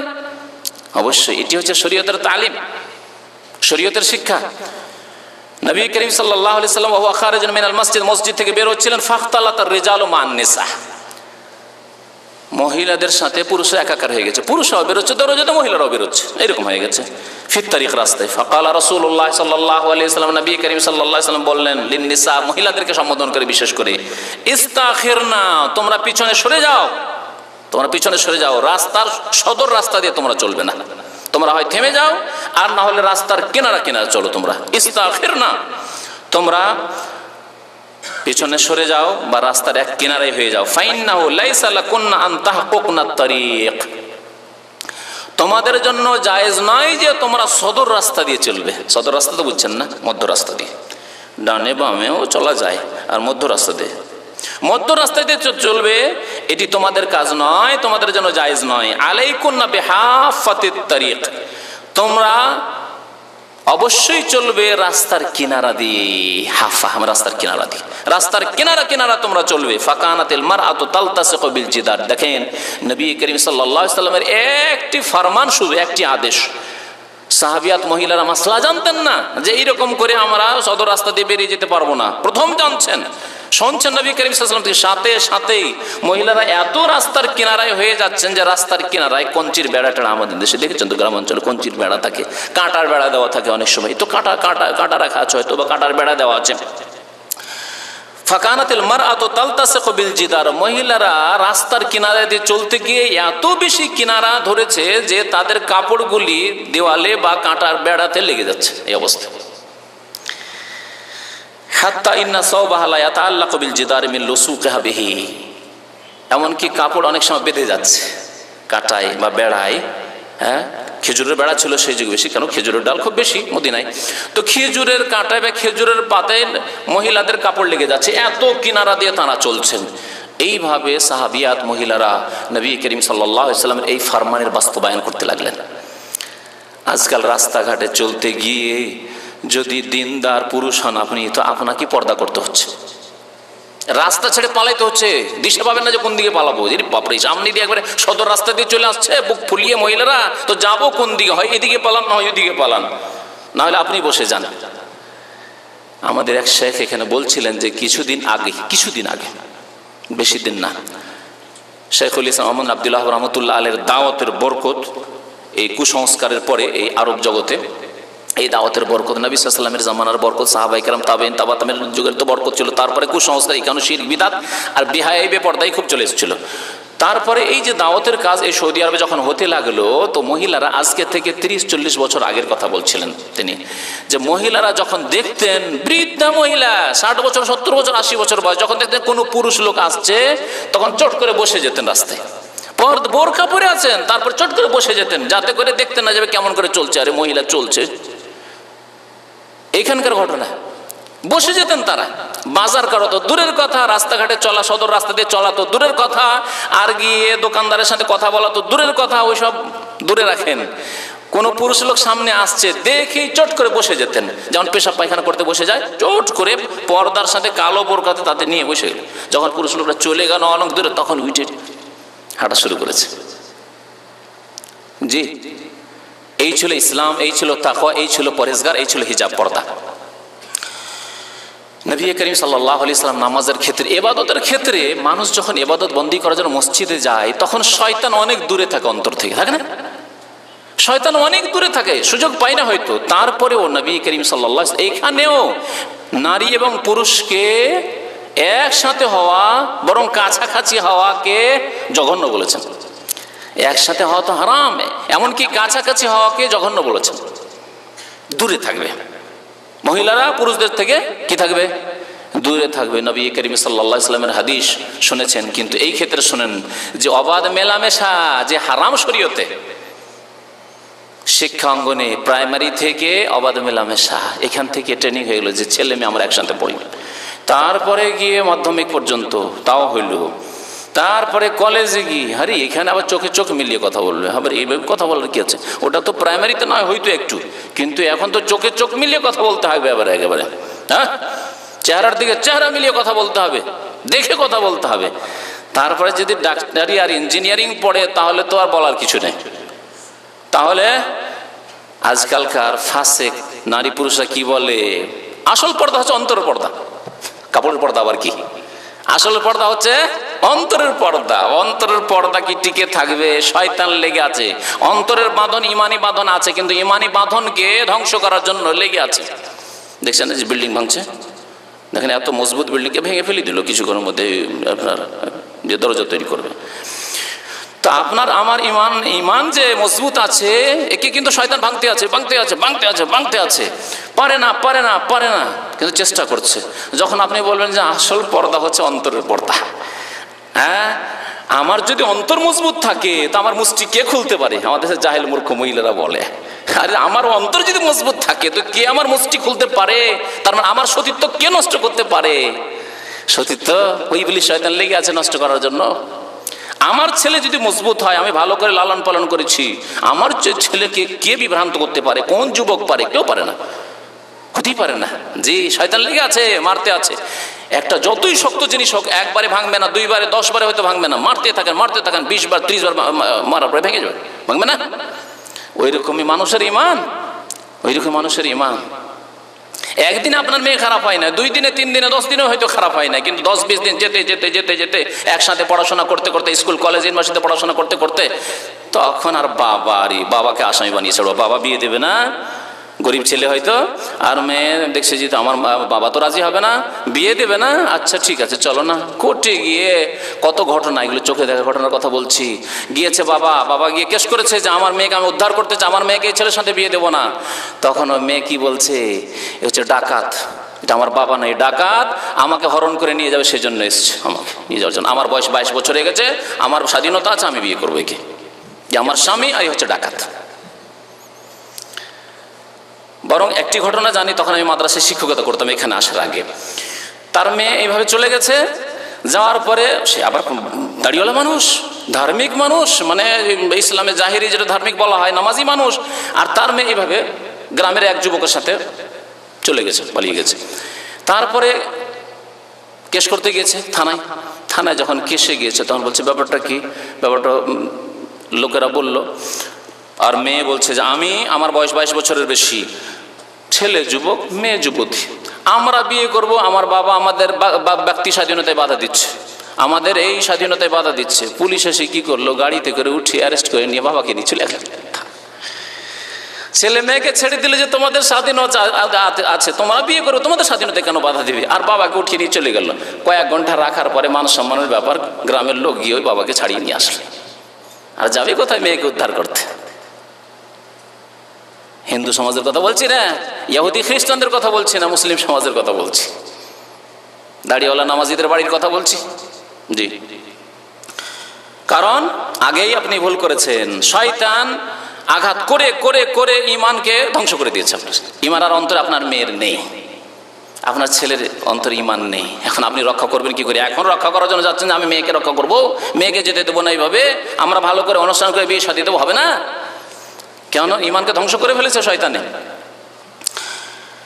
নবী করিম সাল্লাল্লাহু আলাইহি ওয়াসাল্লাম নামাজের ক্ষেত্রে মানুষের অন্তর পাক থাকে, নামাজ পড়তে গিয়ে আবার শয়তান ওখানে সুযোগ পায়। তারপরে বলছেন খায়রু সুফুফির রিজালি আউয়ালুহা, সবচাইতে উত্তম কাতার হচ্ছে পুরুষদের জন্য কোন কাতার? সামনের কাতার, কিবলার দিকে সামনের কাতার। ওয়া শাররু সুফুফির রিজালি আখিরুহা, সবচাইতে নিকৃষ্ট কাতার হচ্ছে পুরুষের কোন কাতারটি? শেষের কাতার। কেন? যে তাদের কাতার শেষ হলে তার পিছনে কারা আছে? মহিলারা আছে। মহিলাদের কাছাকাছি যে তুমি, যদিও পর্দা দেওয়া আছে, যদিও আড় আছে অথবা নেই, যদি নামাজ পড়ছে, ইবাদত বন্দেগী সিজদায় পড়ে আছে, তারপরও নিকৃষ্ট কাতার আছে। শাররু সুফুফির রিজাল, নিকৃষ্ট কাতারে ওই পুরুষ লোকেরা আছে যাদের পিছনেই মহিলারা কাতার লাগিয়ে নামাজ পড়ছে। বাজার করছে না, জি, পড়াশোনা করছে না স্কুল কলেজ ইউনিভার্সিটিতে, লম্পুটি করছে না, ইবাদত বন্দেগী করছে, তারপরে নবী কারীম সাল্লাল্লাহু আলাইহি ওয়াসাল্লাম বলেছেন শাররু সুফুফির রিজাল। আর মহিলাদের জন্য ওয়া খায়রু সুফুফিন নিসাই আখিরুহা, আর মহিলাদের সবচাইতে উত্তম কাতার কোন কাতার? শেষের একেবারে পিছনের কাতার। ধরেন 3 কাতার 4 কাতার মহিলার আছে, সব শেষে পিছনে যে মহিলার লেগেছে, ওরাই ওদের নামাজ হচ্ছে উত্তম নামাজ, আর ওরা উত্তম কাতারে, ফজিলতের কাতারে আছে। আর যারা পুরুষদের কাছাকাছি কাতার লাগিয়েছে, ওয়া শাররু সুফুফিন নিসাই আউয়ালুহা, আর সবচাইতে নিকৃষ্ট কাতার মহিলাদের, নারীদের ক্ষেত্রে কোন কাতার? সামনের কাতার, প্রথম কাতার, মহিলাদের প্রথম কাতার, কারণ সেটি পুরুষদের কাছাকাছি। তাহলে ইসলাম অবাধ মেলামেশা, নারী পুরুষের মেলামেশা, একসাথে কাজকর্ম করা, একসাথে চাকরি করা, একসাথে ইবাদত বন্দেগী করা, এসবকে কত সতর্কতার সাথে এগুলিকে দূর করার চেষ্টা করেছে। সাবধান, সতর্ক, কারণ শয়তান এখানেই সুযোগ নেবে। আর আজকাল মুসলিম দেশে এই একটি দেশ ছাড়া, এই সৌদি আরব ছাড়া, সারা পৃথিবীতে সহশিক্ষা। আপনি ছেলে মেয়েদেরকে বেশি পড়াবেন, সহশিক্ষা প্রাইমারি থেকে শুরু হয়েছে, এটাকে মেনে নিলেন আপনি, পরেশগার মানুষ হলে মেয়েদের ছোট হয়ে আছে। যদিও এখানেও প্রাইমারি পড়া করতে করতে 10 বছর 12 বছর হয়ে যায়। এই ক্ষেত্রে একটি হাদিস শোনাবো আপনাদেরকে, শোনাই, কারণ এগুলি জানা জরুরি। নবী করিম সাল্লাল্লাহু আলাইহি সাল্লাম বলেছেন, তোমাদের ছেলে মেয়েদেরকে ক বছর বয়সে নামাজ পড়ার হুকুম করো? মরু আওলাদাকুম বিসসালাতি ওয়া হুম আবনাউ সাবঈ সিনিন, 7 বছর হলে নামাজ পড়ার আদেশ করো, ঠিক না? ওয়াযরিবুহুম আলাইহা ওয়া হুম আবনাউ 10 সিনিন, আর 10 বছর হলে কি করো? বেত্রাঘাত করে, মার দিয়ে, চাপ সৃষ্টি করে ছেলে মেয়েদেরকে নামাজ পড়াও 10 বছরে। আর একটি হুকুম, এই হুকুমটি হচ্ছে আজকের এই আলোচনার সাথে সম্পৃক্ত, তা হচ্ছে কি? ওয়াফাররিকু বাইনাহুম ফিল মাযা, আপনার ছেলে মেয়ে, অন্য কারো ছেলে মেয়ে না, আপনার ছেলে মেয়ে। নবী করিম সাল্লাল্লাহু আলাইহি ওয়াসাল্লাম বলছেন যে তাদের বিছানা শোয়ার জায়গা আলাদা আলাদা করে দাও। একই বিছানায় 2টি 3টি ছেলে 10 বছর 12 বছর শোয়াবে না, খবরদার না। ওয়াফাররিকু বাইনাহুম ফিল মাযাজি, 10 বছর বয়স হলে তাদের বিছানা পৃথক পৃথক করে দাও, যদিও ভাই বোন তারা, বা ভাই ভাই 2 ভাই, তবু তাদের বিছানা আলাদা করে দাও। এই হাদিসটি নিয়ে কোনোদিন চিন্তা করেছেন? এক তো এই হাদিসের উপর হুকুম, এর আমল করতে হবে যে আমাদের বিছানা 10 বছর বয়স হতেই আমাদের ছেলেদের আলাদা আলাদা করে দিতে হবে, মেয়েদের আলাদা আলাদা করে দিতে হবে। ছেলেকে ছেলের সাথে শোয়ানো যাবে না, এমনকি মেয়েকে মেয়ের সাথে শোয়াবেন না, আলাদা আলাদা বিছানার ব্যবস্থা করুন। এটি হচ্ছে শরীয়ত। এখানে তো বলা হয়নি যে মেয়েদেরকে মেয়ের সাথে রাখতে পারো, ছেলেকে ছেলের সাথে রাখতে পারো, এই কথা বলা হয়েছে কি? ফাররিকু বাইনাহুম, আওলাদ মানে ছেলে মেয়ে সবাই, তাদের বিছানাগুলিকে পৃথক পৃথক করে দাও। এই একটি হুকুম জানলেন। আরেকটি কি জানলেন? যে অবাধ মেলামেশা চলবে না, অথচ ভাই বোন আপন, একই বাড়ির ছেলে মেয়ে, অবাধ মেলামেশা, যে একই ঘরে 10 বছর হলেও অবাধ মেলামেশা চলবে না। তাহলে প্রাইমারিতে যদি 12 বছরের ছেলে মেয়ে পড়ে, আর যদি বলেন যে অসুবিধা নেই, তো প্রাইমারি, এ তো মাধ্যমিকে 6-7 পড়ছে, অসুবিধা নেই, এটি শরীয়তের কথা না শরীয়ত বিরোধী কথা? চিন্তা করেছেন? চিন্তা করুন এই হাদিস নিয়ে। 10 বছর বয়সে যখন বিছানা পৃথক করতে, অথচ আপনার আপন ছেলে মেয়ে, ওরা আপন ভাই বোন, তাহলে অন্য অন্য ছেলেদের সাথে, অন্য অন্য মেয়েদের সাথে যে স্কুলে পড়াশোনা করবে, সে প্রাইমারিতে হোক আর মাধ্যমিকে হোক আর উচ্চ মাধ্যমিক হোক, যেখানে হোক না কেন, তাহলে কত গুরুত্ব রাখে তাদের শিক্ষা অঙ্গনকে পৃথক পৃথক করা, কর্মক্ষেত্রকে পৃথক পৃথক করা। অবশ্যই শিক্ষা দেন, আপনি পিএইচডি পর্যন্ত পড়ান, ডক্টরেট পর্যন্ত পড়ান, ডাক্তার বানান। আমি ইঞ্জিনিয়ার বানাতে বলবো না মহিলাদেরকে, এক শ্রেণীর মূর্খ লোকেরা ইঞ্জিনিয়ার বানায়। আমি বলবো না যে ইঞ্জিনিয়ার বানান, ইঞ্জিনিয়ার বানিয়ে কি করবে? রোড তৈরি করতে যাবে মহিলা, রাস্তায় দাঁড়িয়ে সারাদিন। ইঞ্জিনিয়ার তো দাঁড়িয়ে থাকবে রোদে, আর রোড তৈরি করবে? হ্যাঁ, এসি ইঞ্জিনিয়ার হবে, আর ইঞ্জিনিয়ার হওয়ার পরে এসি ঠিক করছে, আরো দাঁড়িয়ে থাকবে, ছাদের উপর দাঁড়িয়ে থাকবে সারা রাত, সারাদিন মহিলা। এর জন্য কখনোই কথা বলবো না। তবে হ্যাঁ, ডাক্তার তৈরি করার প্রয়োজন রয়েছে, যাতে করে কাফের ডাক্তারের কাছে বা পুরুষ ডাক্তারের কাছে মহিলাদের চিকিৎসার জন্য না যেতে হয়। কিন্তু তার জন্য আপনি মেডিকেল কলেজ, মেয়েদের জন্য মহিলা মেডিকেল কলেজ করেন। কেন এই দাবিগুলি তুলছেন না?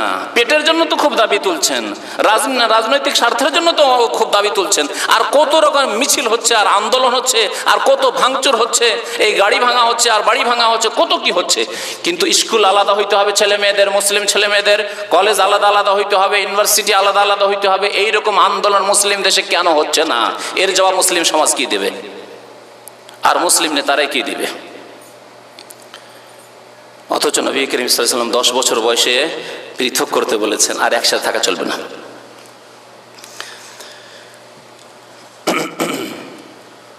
6 নম্বরের উপায় অশ্লীলতা থেকে বাঁচার, তা হচ্ছে নির্জনতাকে অ্যাভয়েড করতে হবে।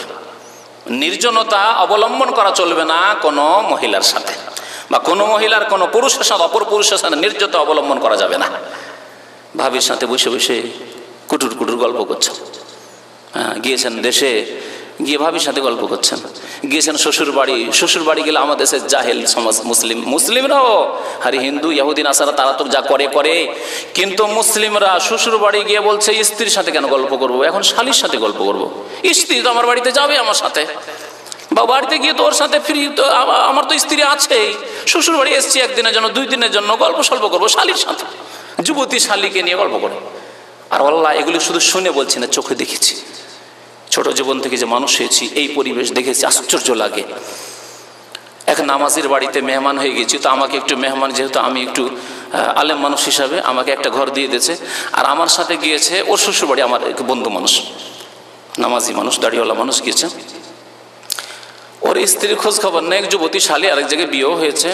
এসে কি গল্প ধরেছে, আমার এদিকে ঘুমটা এসে কি গল্প করছে, এর স্ত্রী তো এখানে নেই, হ্যাঁ গল্প কিসের, কার গল্প? পরে ওই ভাইকে নামাজ পড়তে আসে, নামাজ পড়তে গিয়ে জিজ্ঞেস করলাম যে আপনি কার সাথে গল্প করছেন? খুব দেখছি গল্প, ঘুমাইলেন না, গল্প করছেন। আর গল্পের আওয়াজ শুনতে পাচ্ছিলাম, আপনার এক মহিলার খুব আওয়াজ জোরে জোরে শুনতে পাচ্ছিলাম, অন্য রুমে আছে, আর আমি আলাদা একটু বাইরের রুমে দিয়েছে মেহমান, আমি একটু বাইরের মেহমান। তো বলছে আমার শালী গল্প করছিল। মাশাআল্লাহ, দাড়িওয়ালা মানুষ, মুসলিম মানুষ, আর শ্বশুর বাড়ি গিয়ে শালীর সাথে গল্প 2 ঘন্টা 3 ঘন্টা ধরে, কি না হইতে পারে বলেন? নবী করিম, আর ওখানে কেউ নেই, এমন নয় যে ওখানে শ্বশুর শাশুড়ি আছে, সামনাসামনি কথা হচ্ছে না, নির্জনতায় এক ঘরে শুধু সেই দুলাভাই আছে আর তার শালী আছে। বলুন কোথায় আছে মুসলিম সমাজ? আর তারপরে বলবেন যে না না না, খবরদার না, এসব কলঙ্ক হইতে দেবো না, ব্যভিচার হইতে দেবো না, আমার পরিবারে হবে না, কোত্থেকে হবে না। শয়তান তো লেগে আছে, শয়তানকে তো সুযোগ দিয়ে দিয়েছেন আপনি। তো নির্জনতা অবলম্বন করা চলবে না কোনো পুরুষের কোনো নারীর সাথে। নবী করিম সাল্লাল্লাহু আলাইহি ওয়াসাল্লাম একটি হাদিসে বলেছেন ইয়াকুম আদ-দুখুল আলান নিসা, এই জন্য কোনো মহিলা সমাজে বা কোনো মহিলাদের, একজন হোক আর একাধিক হোক, কোনো মহিলাদের কাছে যাওয়া চলবে না কোনো পুরুষের। বাড়িতে শুধু মহিলারা আছে, আর বাংলাদেশের বহু এলাকায় আছে যে গ্রামকে গ্রাম বা বাড়িকে বাড়ি হয়তো পাঁচ ভাই বিদেশে আছে, কোনো পুরুষ বাড়িতে নেই, শুধু মহিলা আর মহিলা।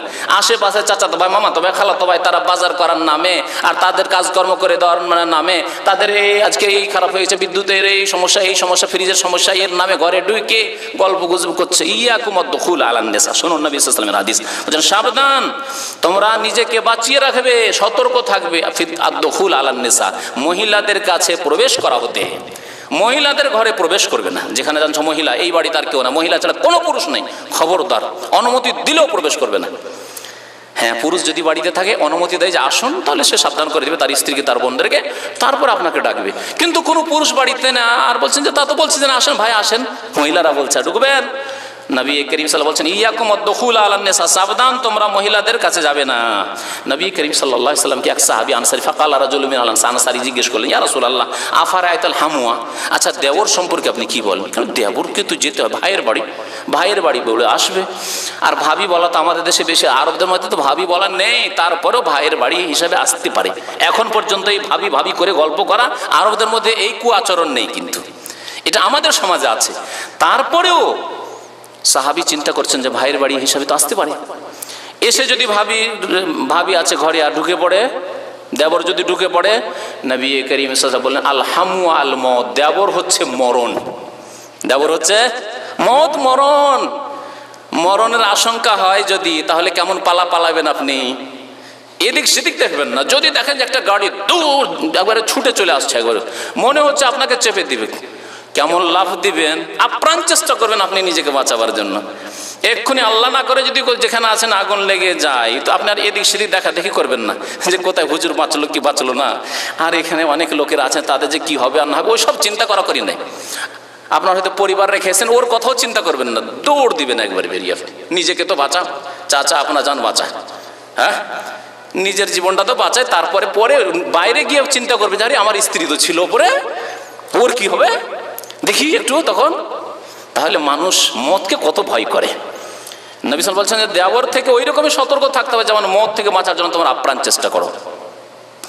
কারণ এই ক্ষেত্রে সহজে পদস্খলন ঘটতে পারে, লোকেরা সন্দেহ করবে না, ভাববে যে ও তো ভাইয়ের বাসাতেই আছে, ভাইয়ের বাসায় গিয়েছে। জি, এই জন্য এরকম অঘটন বেশি ঘটছে আজকালকার সমাজে। নবী করিম সাল্লাল্লাহু আলাইহি ওয়াসাল্লাম আরেকটি হাদিসে বলেছেন আলা জেনে রাখো লা ইয়াখলু আন্না রাজুলুন বিইমরাআতিন, কোন পুরুষ কোন মহিলার সাথে নির্জনতা অবলম্বন করবে না। সে হোটেলেই হোক, যে হোটেলে আপনার খাবার পরিবেশন করার জন্য 5 স্টার হোটেলে আসেন, আর একজন যুবতী খাবার পরিবেশন করার জন্য চলে আসলো, কি লাগবে স্যার, আর কিছু লাগবে?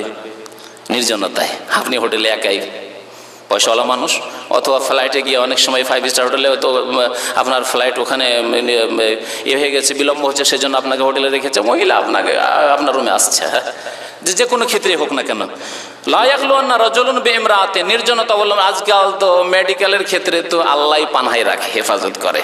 আজকাল নাকি একটা ডাক্তারের কাছে কি লাগবে, নার্স অবশ্যই লাগবে, আর দরজা বন্ধ করে, যদি রুগী থাকলো না থাকলেও ভিতরে ওই নার্সকে থাকতে হবে, কারণ 8 ঘন্টা ডিউটি করবে, মন মেজাজটা তো ঠিক থাকতে হবে। কি বুঝলেন, বুঝতে পারলেন না? মন মেজাজ ঠিক রাখার জন্য এক যুবক ডাক্তারের সাথে, এক পুরুষ ডাক্তারের সাথে একটি লেডি নার্স থাকতেই হবে। জি, সারা বিশ্বে রোগী থাকার না থাক, যে রোগী আছে সেই সময়, তারপরে আলাদা পাশে কক্ষ আছে, সেখানে বসে আছে নার্স, এমন না, থাকতেই হবে, ওখানে বসে আছে। যখন রোগী আছে, না হলে তাদের গল্প খুব আমোদ ফুর্তির গল্প চলছে। লা ইয়াখলু আন্না রাজুলুন বিইমরাআতিন, কোন পুরুষ কোন নারীর সাথে নির্জনতা অবলম্বন করবে না, যদি করে ইল্লা কানা সালিসুহুমা শায়তান। নবী করিম সাল্লাল্লাহু আলাইহি ওয়াসাল্লাম বলছেন তাহলে তৃতীয় ব্যক্তি কে থাকে ওখানে? ইবলিস, শয়তান। ইবলিস শয়তান লেগে আছে, যে এই ক্যামেরাতে ধরা পড়বে না, বা এই হসপিটালে ক্যামেরা নেই হয়তো, বা এখানে কেউ দেখছে না, সালিসুহুমা শায়তান, শয়তান লেগে আছে, এগুলো বুদ্ধি দিতে আছে। তিরমিজি শরীফের হাদিস। নবী করিম সাল্লাল্লাহু আলাইহি ওয়াসাল্লাম আরেকটি হাদিস বলেছেন, এই হাদিসটা আমাদের জন্য অত্যন্ত গুরুত্বপূর্ণ। আমরা যারা বিদেশে আছি আর পরিবার দেশে রেখে এসেছি, ওই যে পরিবাররা মানে স্ত্রীরা দেশে আছে, তাদেরকে মুগিবাত বলেছেন নবী সাল্লাল্লাহু আলাইহি ওয়াসাল্লাম, মানে স্বামী গায়েব রয়েছে, স্বামী অনুপস্থিত, বাড়িতে নেই। লা তালিজু আলাল মুগীবাত, নবী কারীম সাল্লাল্লাহু আলাইহি ওয়াসাল্লাম বলেছেন খবরদার যার স্বামী বাড়িতে নেই তার বাড়িতে তুমি প্রবেশ করবে না। লা তালিজু আলাল মুগীবাত, আশঙ্কা বেশি। এক তো স্বামীর ব্যথায় ব্যথিত, আর সে হয়তো নতুন নতুন বিয়ে শাদী করে 2-4-6 মাস হয়েছে, আর স্বামী নেই, সেই জীবন, সেই আপনার আমোদ ফুর্তি আর হানিমনের জীবন সে চিন্তা করছে। আর সেই সময় যদি একটা যুবক ঢুকে, শয়তান ঢুকে, তাহলে কি না হতে পারে। লা তালিজু আলাল মুগীবাত, খবরদার যার স্বামী বাড়িতে নেই, গায়েব রয়েছে, তার বাড়িতে ঢুকবে না। ফাইন্না শায়তানা ইয়াজরি মিন আহাদিকুম মাজরাদ দাম, কারণ শয়তান তোমাদের সাথে কেমন ভাবে চলাচল করে, যেমন তোমাদের রক্ত চলাচল করে শিরা উপশায়, শিরায় রক্তের সাথে সাথে শয়তান চলাচল করে। আল্লাহু আকবার। কুলনা ওয়া মিনকা ইয়া রাসূলুল্লাহ, হে আল্লাহ রাসূল, শয়তান মানুষের রক্তের সাথে চলাচল করে, আপনারও কি? আপনিও তো মানুষ, আপনার সাথেও এরকম হয় নাকি? কালো অমিননি, হ্যাঁ শয়তান আমার ব্যাপারেও চেষ্টা করতো, কিন্তু ওয়ালাকিন্নাল্লাহ আ'আনানি, লাকিন আছে, কিন্তু আছে এতে। নবী কারীম সাল্লাল্লাহু আলাইহি ওয়াসাল্লামের ক্ষেত্রে কিন্তু আছে, পারবে না শয়তান, আর পারেনি। কি আ'আনানি আলাইহি, শয়তানের বিরুদ্ধে আল্লাহ আমাকে স্পেশাল সাহায্য করেছেন, হেল্প করেছেন, আল্লাহ সাহায্য করেছেন। ফাআসলামু, সুতরাং আমি শয়তানের অনিষ্ট থেকে নিরাপদ থাকি। শয়তান আমার ক্ষতি করতে পারে না, আমার পদস্খলন ঘটাতে পারবে না। তারপরে নবী করিম সাল্লাল্লাহু আলাইহি ওয়াসাল্লাম জীবনেও মহিলার হাতে হাত দিয়ে সালাম মুসাফা করেননি, কোনোদিন বয়াত শপথ নেননি। নবী সাল্লাল্লাহু আলাইহি ওয়াসাল্লাম ওয়াল্লাহি লা উসাফিউন নিসা, কোনো মহিলার সাথে আমি হাতে হাত দিয়ে বয়াত করব না, মুসাফা করব না, কখনো করেননি। আর বন্ড পীরেরা পরিষ্কারই দেখায়, হ্যাঁ বয়াত নেই, মুরিদদের সাথে বয়াত নেই। নির্জনতা অবলম্বন কর। নির্জনতা কোনখানে আপনি ধরবেন? ধর্মের নামে নির্জনতা, পীর মুরিদের নির্জনতা। হ্যাঁ, মুরিদের বিবির সাথে পীর সাহেব নির্জনে গল্প করে যত দুঃখ সুখের কথা আর সেহের জাদুর কথা। হুজুর, পীর সাহেব, পীর বাবা, আমার এই সমস্যা হচ্ছে, এই সমস্যা হচ্ছে, আমার ওই ছেলের এই সমস্যা হচ্ছে, হ্যাঁ গল্প চলতে আছে নির্জনে। জি, সব ধর্মের নামে এগুলি চলছে। নির্জনতা হারাম, আর এই নির্জনতা হচ্ছে জেনা ব্যভিচার ছড়াবার কারণ। 7 নম্বরের কারণ হচ্ছে বিনা মাহরামে সফর করা। বিনা মাহরামে কোথাও সফর করা যাবে। নবী কারীম সাল্লাল্লাহু আলাইহি ওয়াসাল্লাম কঠোরভাবে নিষেধ করেছেন, লা তুসাফিরুল মারআতু ইল্লা মা জি মাহরাম। মাহরাম মানে যার সাথে স্থায়ীভাবে বিবাহ হারাম, অথবা স্বামী অথবা বাবা, আপন ভাই, এদের ছাড়া যাদের সাথে বিবাহ আল্লাহ হারাম করেছেন চিরকালের জন্য, তাদের ছাড়া একা কোনো মহিলার বা 2 জন 4 জন 5 জন একসাথে মহিলার আছে, আর ঢাকা থেকে চিটাগাং যাবে, কলেজ ইউনিভার্সিটির ছাত্রী যাবে, 10-20 জন মহিলা আছে, আর একাই চলো আজমির শরীফ। আজমির শরীফে যাওয়ার এক মহিলার দুর্ঘটনা ঘটেছিল কয়েক বছর আগে, আর পত্রপত্রিকায় খুব বেশি লেখালেখি হয়েছিল। আল্লাহু আকবার। একাই মহিলা চলেছে আজমির যাওয়ার জন্য। ধর্মের নামে দেখছেন কত হারাম কাজ, আর সে ধর্ষিতা হয়েছে। এই সফর করতে গিয়ে ধর্ষিতা হয়েছে সে, এই জন্য পত্রপত্রিকায় লেখা হয়েছে বলছি। তো নবী করিম সাল্লাল্লাহু আলাইহি ওয়াসাল্লাম বিনা মাহরামে মহিলাদেরকে সফর করতে নিষেধ করেছেন। লা ইয়াহিলু লিমরাতিন তুমিনু বিল্লাহি ওয়াল ইয়াউমিল আখির তুসাফিরু মাসিরাতা ইয়াউমিন ইল্লা মা জি মাহরাম। মুসলিম শরীফের হাদিস। একদিনের কেউ সফর করে, মহিলা সফর করবে বিনা মাহরামে, তা জায়েজ নয়। যে ব্যক্তি আল্লাহর প্রতি ঈমান রাখে, পরকালের প্রতি ঈমান রাখে, তার জন্য। 8 নম্বরের উপায় হচ্ছে যে এই যেগুলি আগে বললাম, এগুলির কারণ হিসাবে যেটা জন্মায়, এগুলি যদি আপনি এগুলির ক্ষেত্রে সতর্ক না হন আর শরীয়তি বিধান না পালন করেন, তাহলে এটা হয়। সেটা হচ্ছে গুপ্ত প্রেম। আল্লাহ পাক রব্বুল আলামিন কোরআনে কারিমে 2টি আয়াতে, একটি আয়াতে সূরা নিসার আয়াত নম্বর 25 আর সূরা মায়েদার আয়াত নম্বর 5-এ আল্লাহ পাক রব্বুল একবার পুরুষদেরকে সম্বোধন করে বলেছেন, আর একবার মহিলাদেরকে সম্বোধন করে বলেছেন যে ওয়ালা মুত্তাখিজি আখদান, তোমরা গুপ্ত প্রেমে লিপ্ত হবে না। শুনে রাখুন ভালো করে, গুপ্ত প্রেমে লিপ্ত হবে না। আর একবার মহিলাদেরকে বলছে ওয়ালা মুত্তাখিজাতি আখদান, ওই মহিলাদেরকে তোমরা বিবাহ করবে না, ওই যুবতীদেরকে বিয়ে করবে না যারা গুপ্ত প্রেমে লিপ্ত হয়, যাদের ভাবসাব ছিল, স্কুল কলেজে পড়ে আর ওখান থেকে ভাবসাব শুরু করেছে, এইরকম মহিলাদেরকে, এইরকম যুবতীদেরকে তোমরা বিয়ে করবে না। তাহলে ইসলামে এইরকম প্রেম ভালোবাসা হারাম। আর একসাথে এইরকম রাখবেন, তাহলে তো প্রেম ভালোবাসা হবেই। একটি কথা শুনে রাখুন যে আল্লাহ পাক রব্বুল ছেলে এবং মেয়ে, যুবক যুবতী, এদের অন্তরে আল্লাহ পাক রব্বুল একের অপরের সাথে ভালোবাসার একটা চাহিদা, কামনা, বাসনা দিয়েছেন। একটা ছেলে যদি 10-12 বছরের হয়, 13 বছরের হয়, এখনো পূর্ণ সাবালক হয়নি, 15 বছর হয়নি, তবুও একটা মেয়ের দিকে তার একটা আকর্ষণ আছে, এটা তার প্রকৃতি। একটা মেয়ে যদিও এখনো সাবালিকা হয়নি, তারপরেও একটা ছেলের দিকে তার একটা আকর্ষণ আছে। ছেলের মেয়ের দিকে আকর্ষণ আছে, আর মেয়ের ছেলের দিকে আকর্ষণ আছে। এটা হচ্ছে ফিতরাত আল্লাহ আল্লাতী ফাতারান নাস আলাইহা, আল্লাহ এই প্রকৃতির উপর সৃষ্টি করেছেন। ভালো করে শুনে রাখুন, সময় আরেকটু লাগবে কিন্তু আলোচনাটা শেষ করে দিই, গুরুত্বপূর্ণ আলোচনা। কি বলছিলাম যে মানুষের প্রকৃতি হচ্ছে, মানুষকে আল্লাহ পাক রব্বুল আলামিন সৃষ্টি করেছেন কি করে? ভালোবাসা দিয়ে। আর বিশেষ করে পুরুষের নারীর সাথে ভালোবাসা, আর নারীর পুরুষের সাথে ভালোবাসা, ছেলের মেয়ের সাথে ভালোবাসা, মেয়ের ছেলের দিকে ভালোবাসার চাহিদা, কামনা বাসনা, এই দিয়ে আল্লাহ সৃষ্টি করেছেন। আদম আলাইহিস সালামকে এই জন্য যখন সৃষ্টি করেছিলেন তখন পেরেশান ছিলেন, আর যেমনই হাওয়াকে আল্লাহ সৃষ্টি করেছেন তেমনি হেসে উঠেছেন, হেসে উঠেছেন। আসল মনের শান্তি, পার্থিব একটা মনের শান্তি যে ওটা পাওয়া গেছে। ঠিক আছে, যারা বিবাহশালী যুবক করতে পারেন না, সবসময় দুশ্চিন্তায় মন মারা মন মারা মন মারা, আর দেখেন বিয়ে করে আসার পরে খুব খুশি। হ্যাঁ, বিয়ে করে যদি সাথে থাকতে পারে আসলে খুশি, দেখেন অনেকে খুশি। তো যেসব ভাইরা বিয়ে করেননি ওই স্বাদ পাবেন, যখন যাবেন তখন স্বাদ পাবেন, আর বিয়ে শাদী করবেন তখন। আল্লাহ পাক রব্বুল এই প্রকৃতি তৈরি করেছেন মানুষের। তো বলছিলাম যে আল্লাহ পাক রব্বুল আলামিন গুপ্ত প্রেম হারাম করেছেন। গুপ্ত প্রেম হয় কেন? হয় কেন? আগের কারণগুলি দেখুন। বিনা মাহরামে সফর করিয়ে দিলেন মেয়েকে, কলেজে পড়ার জন্য আপনার বাড়ি, গ্রামের রাজশাহীতে বাড়ি, খুলনায় বাড়ি পাঠিয়ে দিলেন ঢাকা পড়ার জন্য। একাই যাচ্ছে একাই আসছে, রাস্তায় কারোর সাথে বসেছে, প্রেম হয়ে গেছে ওখান থেকে। পত্রালাপ হতে শুরু হয়েছে। আজকাল তো মোবাইল পত্রের দরকারই নাই, মোবাইল নম্বরটা দিয়ে দিয়েছে, নিয়ে এনেছে, ব্যাস এখন চলছে। আর কেমন করে আপনি সামলাবেন? সামলান দেখি, সামলাতে পারবেন? ছেড়ে দিয়েছেন তো আপনি। তারপরে কি বললাম? অবাধ মেলামেশা, অবাধ মেলামেশার সুযোগ সুবিধা দিয়েছেন, আর প্রেম ভালোবাসা জন্মে গেছে। জন্মে যাওয়ার পরে যখন জানতে পারছেন যে আমার মেয়েকে তো কেউ ভালোবেসে ফেলেছে, আমার মেয়ে তো কোনো ছেলেকে, যুবককে ভালোবেসে ফেলেছে, তখন মারধর করা শুরু করলেন। মারধর করে ওর ভালোবাসাকে কেমন করে দূর করবেন? কেমন করে দূর করবেন? হবে না, হবে না। লাইলা মাজনুর গল্প আছে, মনে পড়ে গেল। যখন আমরা সাহিত্য পড়েছিলাম, আরবি সাহিত্য পড়েছিলাম, তখন লাইলা মাজনুর গল্প, কারণ লাইলা মাজনুর ঘটনা তো আসলে আরব দেশের ঘটনা, হাইল এলাকার ঘটনা। তো লাইলা মাজনুর ঘটনায় দুটো কবিতা মুখস্থ করেছিলাম, তো এই মাজনুন মানে পাগল, এই মাজনুনের বাবা, আমাদের দেশের লোকের সংক্ষেপ করে মজনু বলে। তো এই মাজনুনের বাবা খুব ভালো মানুষ, ধার্মিক মানুষ ছিল, সৎ মানুষ ছিল। কাবা শরীফ তখনও ছিল। বলছে যে ছেলে তুমি এত খারাপ হয়ে গেলে, আর এই লাইলার জন্য পাগল, লাইলা লাইলা লাইলা করে পাগল হয়ে গেলে, তো এক কাজ করি, চলো তোমাকে নিয়ে যাই, কাবা শরীফে নিয়ে যাই। কাবা শরীফে গিয়ে খুব আল্লাহর কাছে গেলাপ ধরে দোয়া করবে, খুব দোয়া করবে যে আল্লাহ তুমি লাইলার মহব্বত ভালোবাসা আমার অন্তর থেকে দূরে করে দাও, লাইলার ভালোবাসা আমার অন্তর থেকে দূরে করে দাও, আল্লাহ তুমি লাইলা থেকে আমাকে উদ্ধার করো। এই দোয়া করবি তুই। ছেলেকে এই শিখিয়ে দিচ্ছে, দোয়া শিখিয়ে দিচ্ছে, দোয়া কর দোয়া কর দোয়া কর।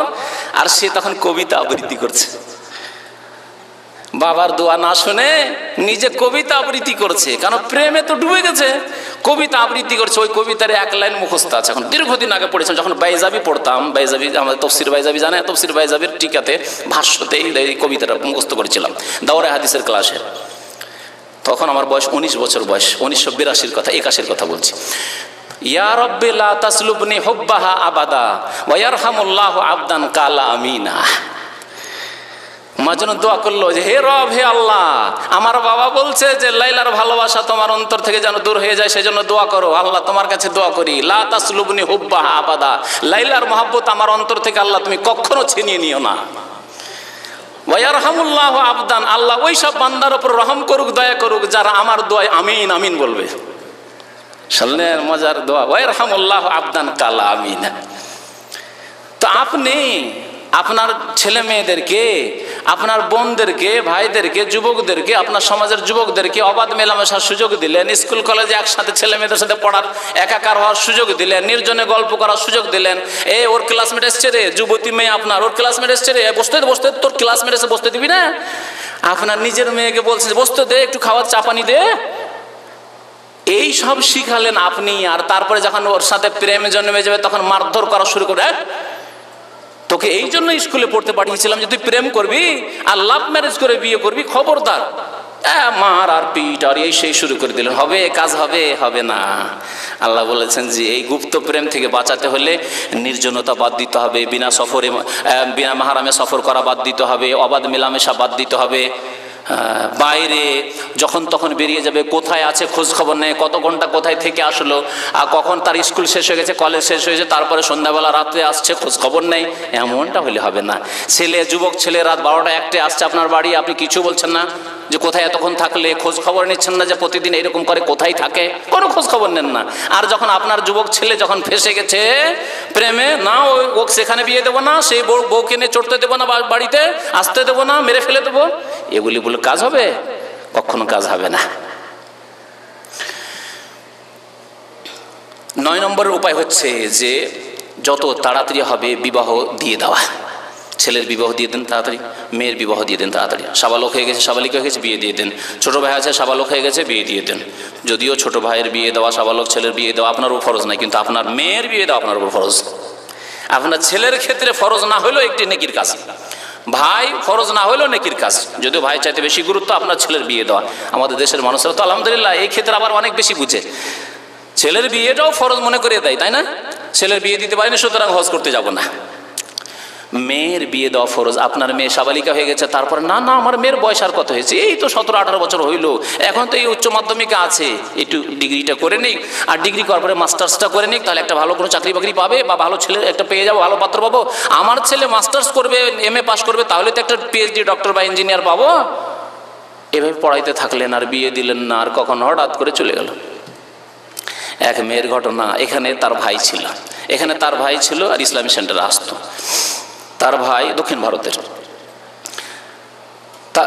তার বোনকে মেডিকেল কলেজে ভর্তি করেছে, যুবতী বোনকে মেডিকেল কলেজে ভর্তি করেছে। মেডিকেল কলেজে ওখানে গিয়ে এক শিখের সাথে, আউযুবিল্লাহ, এক শিখ কাফেরের সাথে তার প্রেম হয়ে গেছে। সে আর্মিতে চাকরি করে, সে শিখের সাথে এমন প্রেম হয়েছে, এখন এই মেয়ে যাবেই তার সাথে, যাবে। ঠিক আছে, কিভাবে যাবে তুমি? আর এই শিখের বাড়ি হচ্ছে কোথায়? হ্যাঁ, সে পাঞ্জাব, মানে দিল্লি থেকে আরো দূরে, আর সে দক্ষিণ ভারতে অনেক দূর, 2000-2500 কিলোমিটার। ঠিক আছে, তোমাকে আমি প্লেনের একটা টিকিট দিয়েছি, তুমি দিল্লি নামবে, দিল্লি নেমে আমার ওই পাঞ্জাব চলে আসবে। কোথায়? কেরালা থেকে, সাউথ ইন্ডিয়া থেকে উড়ে একাই সেই যুবতী আর সেই শিখের বাড়ি চলে গেছে। আর তার ভাই এখানে করে আসে নামাজি হয়ে কাজ হবে? শুধু নামাজি, আর মেয়েকে মেডিকেল কলেজে পড়ার জন্য দিয়েছেন ওই কাফেরদের সাথে আর ফাসিকের সাথে। আর যদি মুসলিমই হয় তো যুবকদের সাথে আপনি মেডিকেল কলেজে আপনার বোনকে পড়তে দিয়েছেন, আর মেয়েকে পড়াশোনা করার জন্য দিয়েছেন, আর ভাববেন যে আমি তো পরেশগার। কোন পরেশগারি হলো? এই নামাজ দিয়ে শুধু মুক্তি পাওয়া যাবে? বাস্তব ঘটনা বলছি, 2-3 বছর আগের ঘটনা, যে সমস্যাটি সম্পর্কে আমাদের আপোষে এই আলোচনা হয়েছে যে এইরকম এক সমস্যা হয়েছে। কারণ সেই লোকটি এখানে আসা যাওয়া করতো, দর্শ শুনতে আসতো। শেষ পর্যন্ত কি করা হয়েছে? কোনো উপায় তো নেই, চলে গেছে, তারপরে বিয়ে করে এনেছি, কুকাজে লিপ্ত হয়ে গেছে, কত কি হয়ে গেছে, এখন তো উপায় নেই। শেষে বলা হল ঠিক আছে, ওই শিখকে ইসলামের দাওয়াত দাও, কমের পক্ষে ইসলামের দাওয়াত দাও, শিখ মুসলমান হয়ে যাক কমপক্ষে। জানি না তারপরে আর জানি না যে সেই শিখ মুসলমান হয়েছে কিনা। আল্লাহু আকবার। কি জন্য? অবাধ মেলামেশা করার সুযোগ দেবেন, আর একসাথে সহশিক্ষা রাখবেন, আর তারপরে বলবেন না আমার মেয়েকে আমি ভালো জায়গায় দেখে বিয়ে দেবো, আমার বোনের একটা ভালো ছেলে দেখে বিয়ে দেবো। হবে? কখন উঠে চলে যাবে। নবী করিম সাল্লাল্লাহু আলাইহি ওয়াসাল্লাম তাড়াতাড়ি করতে বলেছেন বিয়ের ক্ষেত্রে। ইয়া মাশারাস শাবাব, যুবকদেরকে, আব্দুল্লাহ বিন মাসউদ রাদিয়াল্লাহু তাআলা বলছেন যে যুবকদেরকে একদিন নবী করিম সাল্লাল্লাহু আলাইহি ওয়াসাল্লাম বললেন, আমরা তো বিয়ে করতে পারছিলাম না, খুব অভাব ছিল, মদিনায় হিজরত করে আসার পরে তাদের মক্কার লোকেরা বলে, হে যুবকরা, মানিস্তাতা মিনকুমুল বাতা, তোমাদের কাছে যার কাছে মোহরের খরচ রয়েছে, অল্প মোহর লাগবে, সামান্য কিছু লাগবে, বা খাওয়াতে পারবে, এতটুকু সাহস আছে, ফালিয়াতাজাওয়াজ, সে যেন বিয়ে করে ফেলে। আপনি খাওয়াতে, নিজে খাবো, আমার স্ত্রী খাওয়াইতে পারবো, ফালিয়াতাজাওয়াজ, বিয়ে করে ফেলেন আপনি। ফাইন্নাহু আগাদ্দু লিল বাসার ওয়া আহসানু লিল ফারজ, কারণ বিয়ে করলে দৃষ্টি নত হয়ে যাবে আর লজ্জা স্থানের সুরক্ষা হবে, হেফাজত হবে। ওমান লাম ইয়াস্তাতি, যদি বিয়ে না করতে পারেন, মেয়ের বিয়ে দিতে পারছেন না, ছেলের বিয়ে দিতে পারছেন না, তাদেরকে রোজা রাখতে বলেন। সোমবারে রোজা রাখান, বৃহস্পতিবার রোজা রাখান। জি, ফালিহি বিসওম, রোজা রাখেন, আপনি রোজা রাখেন, আপনার পরিবারে যারা ওইরকম যুবক যুবতী আছে, বিয়ে হয়তো ওইরকম সুযোগ সুবিধা হচ্ছে না, ফালিহি বিসওম, রোজা রাখান তাদেরকে। ফাইন্নাহু লাহু ওয়াজা, কারণ রোজা বেশি বেশি নফল রোজা রাখলে কি হবে, যে যৌন ক্ষুধা আছে, ক্ষুধা ঠান্ডা থাকবে। জি, ওতেই ঠান্ডা থাকবে। এক তো ইবাদত বন্দি করবে, আল্লাহর এক ভয় সৃষ্টি হবে, আর তার দ্বারা যৌন ক্ষুধা একটু দুর্বল হয়ে থাকবে, যাতে ঠান্ডা থাকবে। প্রেম করে বেরিয়ে যাওয়ার ক্ষেত্রে আরেকটি কথা বলি যেটি অত্যন্ত গুরুত্বপূর্ণ, তা হচ্ছে যে একটি মেয়ে যখন বেরিয়ে চলে গেল কি করবে? সে বিয়ে করবে। কোথায় বিয়ে করে? কোর্টে গিয়ে, কোর্ট ম্যারেজ। আপনারা কি শুনেছেন, জানেন যে কোর্ট ম্যারেজ এইভাবে জায়েজ নয়, হারাম? এই ফতোয়া দেবে না মযহাবপন্থী গোঁড়া মোল্লারা, ফতোয়া দেবে না। কিন্তু নবী করিম সাল্লাল্লাহু আলাইহি সাল্লামের ফতোয়া এটি, আমার ফতোয়া না, কোন আলেমের ফতোয়া না। প্রিয় নবী সাল্লাল্লাহু আলাইহি সাল্লাম বলেছেন, লা নিকাহা ইল্লা বিওয়ালিয়িন, বিনা অভিভাবকে কোনো মহিলার বিয়ে জায়েজ নয়, বিয়ে হয় না। লা নিকাহা, বিয়ে হয় না। এই যে মেয়ে যে উঠে চলে গেল একজন যুবকের সাথে, আর গিয়ে বিবাহ শাদী করলো, সেখানে গিয়ে উকিল ধরলো, আর ওকে আরও, আমি যখন এই হাদিস শুনিয়েছি এমনি বিশেষ বৈঠকে, তখন অনেকে বলে যে ওখানে গিয়ে তো করে নাই, ওলি তৈরি করে নাই, গার্জেন তৈরি করে। গার্জেন তৈরি করে গার্জেন হয় নাকি? না, আল্লাহ গার্জেন তৈরি করেছেন। শুনে রাখুন গার্জেনের ব্যাপারে, বাবা গার্জেন, আসল গার্জেন। বাবা বেঁচে আছেন, আর তিনি যদি অন্য কাউকে অনুমতি না দেন, তার দাদারও বিয়ে দেওয়া জায়েজ নাই, তার বড় ভাইয়ের বিয়ে দেওয়া জায়েজ নাই, তার চাচার বিয়ে দেওয়া জায়েজ নাই, কারো বিয়ে দেওয়া জায়েজ নাই। মায়ের তো জায়েজ না, মহিলার তো অভিভাবকত্ব বেলায়তি নেই, মহিলা কোনোদিন অভিভাবক ওলি হতে পারে না। আমাদের দেশে অনেক সময় এখানে আছে স্বামী আর ওর স্ত্রী মেয়ের বিয়ে দিয়ে বসে আছে, এর সাথে পরামর্শ করেন। আমার কাছে এরকম ঘটনা এসেছে, জায়েজই নয়। লা নিকাহা ইল্লা বিওয়ালিয়িন। তাহলে আপনি থাকতে আপনার মেয়ের বিয়ে যদি আপনার ভাই দেয়, আপনার বাবা পর্যন্ত দেয়, বাবাকে কত সম্মান করি আমরা, পরিবারের দাদাকে কত সম্মান করা হয়, দাদাও যদি বিয়ে দেয়, বিয়ে হবে না। কারণ কাছের ওলি আছে, মওজুদ আছে। হ্যাঁ, বাবা নেই, তখন দাদা নাতনির বিয়ে দেবে। জি, লা নিকাহা ইল্লা বিওয়ালি। আর একটি হাদিস শুনেন, আরো স্পষ্ট এর চাইতে, আইয়ুমা ইমরাতিন নাকাহাত নাফসাহা বিগাইরি ইজনি ওয়ালিহা ফানিকাহুহা বাতিলুন বাতিলুন বাতিলুন। নবী করিম সাল্লাল্লাহু আলাইহি ওয়াসাল্লাম বলছেন, যে কোনো মহিলা, আইয়ুমা ইমরা, যে কোনো মহিলা। তাহলে আমাদের দেশের মযহাবপন্থীদের এই কথা যে যুবতী হলে অসুবিধা নেই, আর যদি যুবতী না হয়, নাবালিকা হয়, তাহলে এটা চলবে না। নবী সাল্লাল্লাহু আলাইহি ওয়াসাল্লাম এই কথা বলছেন না, বলছেন আইয়ুমা ইমরা, যে কোনো মহিলা, যুবতী হোক আর যুবতী নাই হোক, ছোট হোক আর বড় হোক, আর বুড়ি হোক আর 40 বছর বয়সের হোক আর 60 বছর বয়সের হোক, হ্যাঁ, বিবাহিতা হোক, আগের তালাক প্রাপ্তা হোক, স্বামী মারা বিধবা হোক, যাই হোক না কেন, আইয়ুমা ইমরা, যে কোনো মহিলা, নাকাহাত নাফসাহা, যদি নিজে নিজেই বিয়ে করে ফেলে কোনো যুবককে, কোনো পুরুষকে, বেগাইরে ইজনে ওয়ালিহা, তার ওয়ালির এজেন, অনুমতি না নিয়ে, ওলিকে জানতেই দিল না, সে উদা হয়ে গিয়ে কোর্টে বিয়ে করে নিল, ফানিকাহুহা, তার বিয়ে হচ্ছে, নবী করিম সাল্লাল্লাহু আলাইহি ওয়াসাল্লাম 3 বার বলেছেন, কি বলেছেন? বাতিলুন বাতিলুন বাতিলুন, এই নিকাহ বাতিল বাতিল বাতিল। কোথায় আছেন? তাহলে কোর্ট ম্যারেজ জায়েজ। কোর্টে তাহলে করাই কেন? এই জন্য করাই যে কোর্টে হাদিস বিরোধী ফতোয়া আছে, মযহাবী ফতোয়া, যে সাবালিকা যদি হয় 22 বছর ওপরে হয় তাহলে অসুবিধা নেই, মন গড়া ফতোয়া যা আছে সেই জন্য জায়েজ নয়, এইরকম। তাহলে কত আমাদেরকে সতর্ক হইতে হবে। 10 নম্বরের উপায় হচ্ছে সমাজকে অশ্লীল কাজ থেকে, অশ্লীল কথা থেকে, অশ্লীলতা থেকে বাঁচাবার, তা হচ্ছে আপনার ছেলে মেয়ে, পরিবারে যারা সদস্য রয়েছে তাদের সম্পর্কে সজাগ থাকা, খেয়াল রাখা, যে কে কোন অবস্থায় রয়েছে, আমার যুবক ছেলেরা কি অবস্থায় রয়েছে, কোথায় কত সময় কাটায়, কখন বেরোয়, কখন আসে বাড়িতে, আর কখন ঘুমায়, আর কোন কোন তার বন্ধু বান্ধব কে রয়েছে।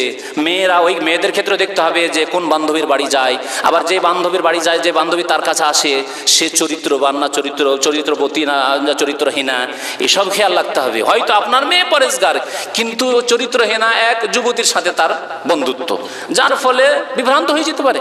2-4 দিনে সে কন্ট্যাক্ট করিয়ে দেবে। এইরকম বহু যুবতীর কন্ট্যাক্ট করিয়ে দেয় যুবতীরা, অন্য যুবতীরা যুবকদের সাথে, হয় না এসব ঘটনা? তাহলে আপনাকে এগুলি খেয়াল রাখতে হবে। আর একটি জিনিসের সম্পর্কে সজাগ দৃষ্টি রাখতে হবে, তা হচ্ছে আপনার বাড়িতে যে প্রচার মাধ্যমগুলি আছে, টিভি আছে না, ইন্টারনেট আছে, এগুলি প্রচার মাধ্যম, এগুলির ইউজ কেমন হচ্ছে, ব্যবহার কেমন হচ্ছে। আপনার ছেলে, আপনার মেয়ে ইন্টারনেটে বসে, আপনার ছেলে মেয়ে টিভির সামনে বসে, দেখে কি, শোনে কি, কি করে তারা কম্পিউটারে বসে, কি করে তারা টিভির সামনে বসে, জি, কি প্রোগ্রাম দেখে, এগুলি খেয়াল রাখতে হবে। আর আপনি ছেড়ে দিয়েছেন যে অসুবিধা নেই, আমার ছেলে মেয়েরা খুব ভালো। আজকাল খুব বেশি বিশ্বাস যতটা হওয়া উচিত তার চেয়ে অনেক বেশি আমাদের ছেলে মেয়েদের সম্পর্কে বিশ্বাস, যার ফলে আমাদের ঘরে এইসব পাপ ঢুকে যাচ্ছে। আমার ছেলে মেয়েরা যখন বেরিয়ে চলে যাচ্ছে, ছেলে বেরিয়ে গিয়ে বাবাকে জিজ্ঞাসা করলো না, বিয়ে করে ফেললো এমন জায়গায় যেটা পছন্দ করলো না বাবা মা, বা মেয়ে বেরিয়ে গিয়ে একবারে কলঙ্ক করে দিল, গোটা পরিবার গোটা বংশের কলঙ্ক করে দিল, বেরিয়ে গিয়ে বিয়ে করে দিল কোথায়, কোনো ফাসেকের সাথে বেরিয়ে চলে গেল, কোনো লম্পট বেনামাজির সাথে বেরিয়ে চলে গেল, কোনো দুশ্চরিত্রের 2-4-5 দিন 10 দিন রাখলো, তারপরে ধাক্কা দিয়ে তাকে পাঠিয়ে দিল আবার বাড়ি। এইরকম কত ঘটনা ঘটছে এইসব কারণে। আপনি খোঁজ খবর রাখেন আপনার ছেলে মেয়েদের, আপনি খোঁজ খবর রাখেন যে প্রচার মাধ্যমে ইন্টারনেটে কোথায় কোথায় সে কানেকশন করেছে। আজকাল ইন্টারনেটে প্রেম করছে, আর এত বেশি ইন্টারনেটে প্রেম হচ্ছে যে যা হয়তো অন্য কোনো প্রচার মাধ্যমে হয় না, এত বেশি। জি, সুতরাং সাবধান, এসব জিনিস সম্পর্কে আপনাকে কন্ট্রোলে রাখতে হবে, না হলে কালকে আমাদের জবাবদেহি করতে হবে। দলিলগুলি বলা হলো না, একটি দলিল বলি। নবী করিম সাল্লাল্লাহু আলাইহি ওয়াসাল্লাম বলেছেন, মুসলিম শরীফের হাদিস, মা মিন আবদিন ইয়াস্তারিয়াহিল্লাহু রাইয়াহ, যে কোনো বান্দাকে আল্লাহ পাক রব্বুল আলামিন দায়িত্ব দেবেন, যে কোনো দায়িত্ব, সে নেতৃত্বের দায়, রাষ্ট্রীয় ক্ষমতার দায়িত্ব হোক, আর পরিবারের দায়িত্ব হোক, আর সমাজের এলাকার দায়িত্ব হোক, যে কোনো দায়িত্ব আল্লাহ পাক দেবেন। কোনো প্রতিষ্ঠানের আপনাকে ডাইরেক্টর বানানো হলো, যে কোনো দায়িত্ব হোক না, আপনি এখন পারিবারিক আলোচনা চলছে, পরিবারের দায়িত্বশীল আপনি, আল্লাহ দায়িত্ব দিয়েছেন আপনার ছেলে মেয়েদের দায়িত্ব।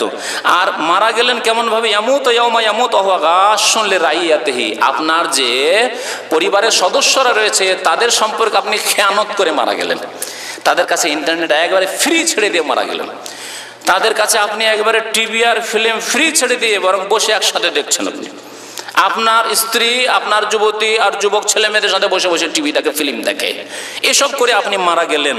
ইল্লা হারামাল্লাহু আলাইহিল জান্নাহ, আল্লাহ তার উপর জান্নাতকে হারাম করে দিয়েছেন, মুসলিম শরীফের হাদিস।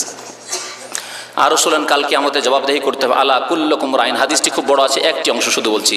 আলা কুল্লুকুম রাইন ওয়া কুল্লুকুম মাসউলুন আন রাইয়াতি, বুখারী মুসলিম শরীফের হাদিস। জেনে রেখো যে তোমাদের প্রত্যেকের রাখাল, বাড়ির মালিক রাখাল, আপনি আপনার পরিবার, আপনার স্ত্রী আপনার ছেলে মেয়েদের রাখাল, আমি আমার স্ত্রী আমার ছেলে মেয়েদের রাখাল, প্রত্যেকের রাখাল। আর কুল্লুকুম মাসউলুন আন রাইয়াতি, প্রত্যেককে তার রাখালি সম্পর্কে, দায়িত্ব সম্পর্কে কি করা হবে, মাসউল, জিজ্ঞাসা করা হবে কাল কিয়ামতে।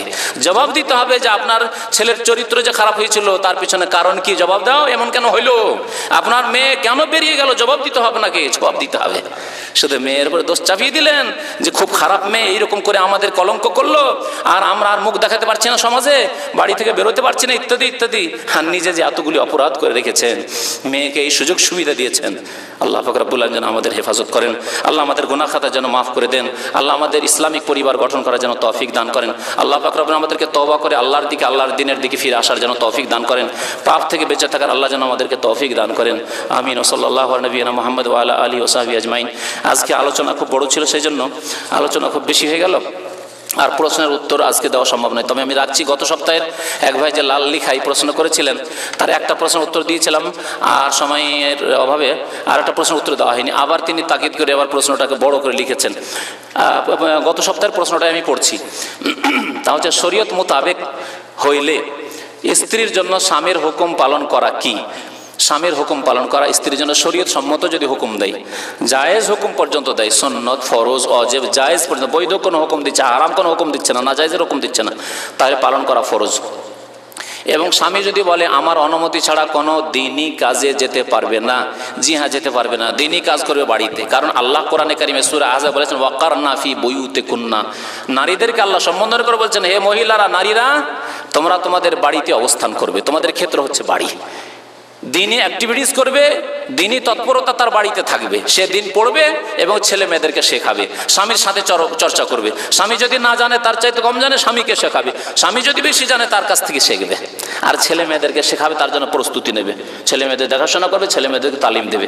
আর চিল্লা লাগাতে মহিলারা চিটাগাং থেকে ঢাকা, আর ঢাকা থেকে চলে যাবে রাজশাহী, হ্যাঁ, আর বলছে আমরা তবলিগ ইজতেমায় যাচ্ছি, আর যাবে আপনার ওই কি বলে ওই জামাতি অনুষ্ঠান করতে, জামাতি মহিলা সংগঠন, আর স্বামীর অবাধ্য হয়ে চলে যাবে যে আমরা একামতের দিন, আমার ভাই যেহেতু জিজ্ঞেস করছে একামতের দিনের জন্য স্ত্রী পিড়াপিড়ি করছে, আমি একামতের দিনে যাব। গত সপ্তাহে বলেছি একামতের দিন বাড়িতে অবস্থান করার নাম মহিলার। একামতের দিন মানে বাইরে গিয়ে অপর মহিলাকে আপনি দাওয়াত দিতে যাবেন, এটা একামতের দিন না। আর তাকে শিখাতে যাবেন যে আমাদেরকে গদিতে পৌঁছিতে হবে, ওই যারা মাথার পর্দা করে না ওরা কেন গদিতে পৌঁছেছে, আমরা পৌঁছিব, এটা একামতের দিন। হ্যাঁ, হাসিনা কেন পৌঁছিল আর খালেদা কেন পৌঁছিল, আমরা পৌঁছিব, এই দাওয়াত দেওয়ার নাম একামতের দিন? কখনো নাই, একামতের দিনের নাম নাই। আবার একামতের দিন গত সপ্তাহে আর বাড়ে না, না হলে আমি আরও বেশি বলে ফেলবো। তো কথা হচ্ছে যে একামতের দিন মানে নিজের ব্যক্তি জীবন থেকে শুরু করা। আর আল্লাহ পাক রব্বুল মহিলাদেরকে বলেছেন যে তোমার ক্ষেত্রে হচ্ছে বাড়ি। ওয়াকারনা ফি বুয়ুতিকুন্না ওয়ালা তাবাররাজনা তাবাররুজাল জাহিলিয়াতুল উলা, জাহিলি যুগের মতো তোমরা বাইরে ঘোরাফেরা করবে না। বাইরে গেলে কত আশঙ্কা হতে পারে। আপনি নারীদের অনুষ্ঠানে যাচ্ছেন, হতে পারে ওখানে কোনো আক্রমণ হতে পারে, দুষ্প্রকৃতি দুশ্চরিত্রবানদের আক্রমণ হতে পারে।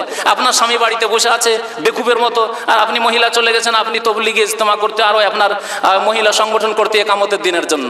ওখানে গিয়ে যদি আপনার কলঙ্ক হয় তো কি হবে অবস্থা?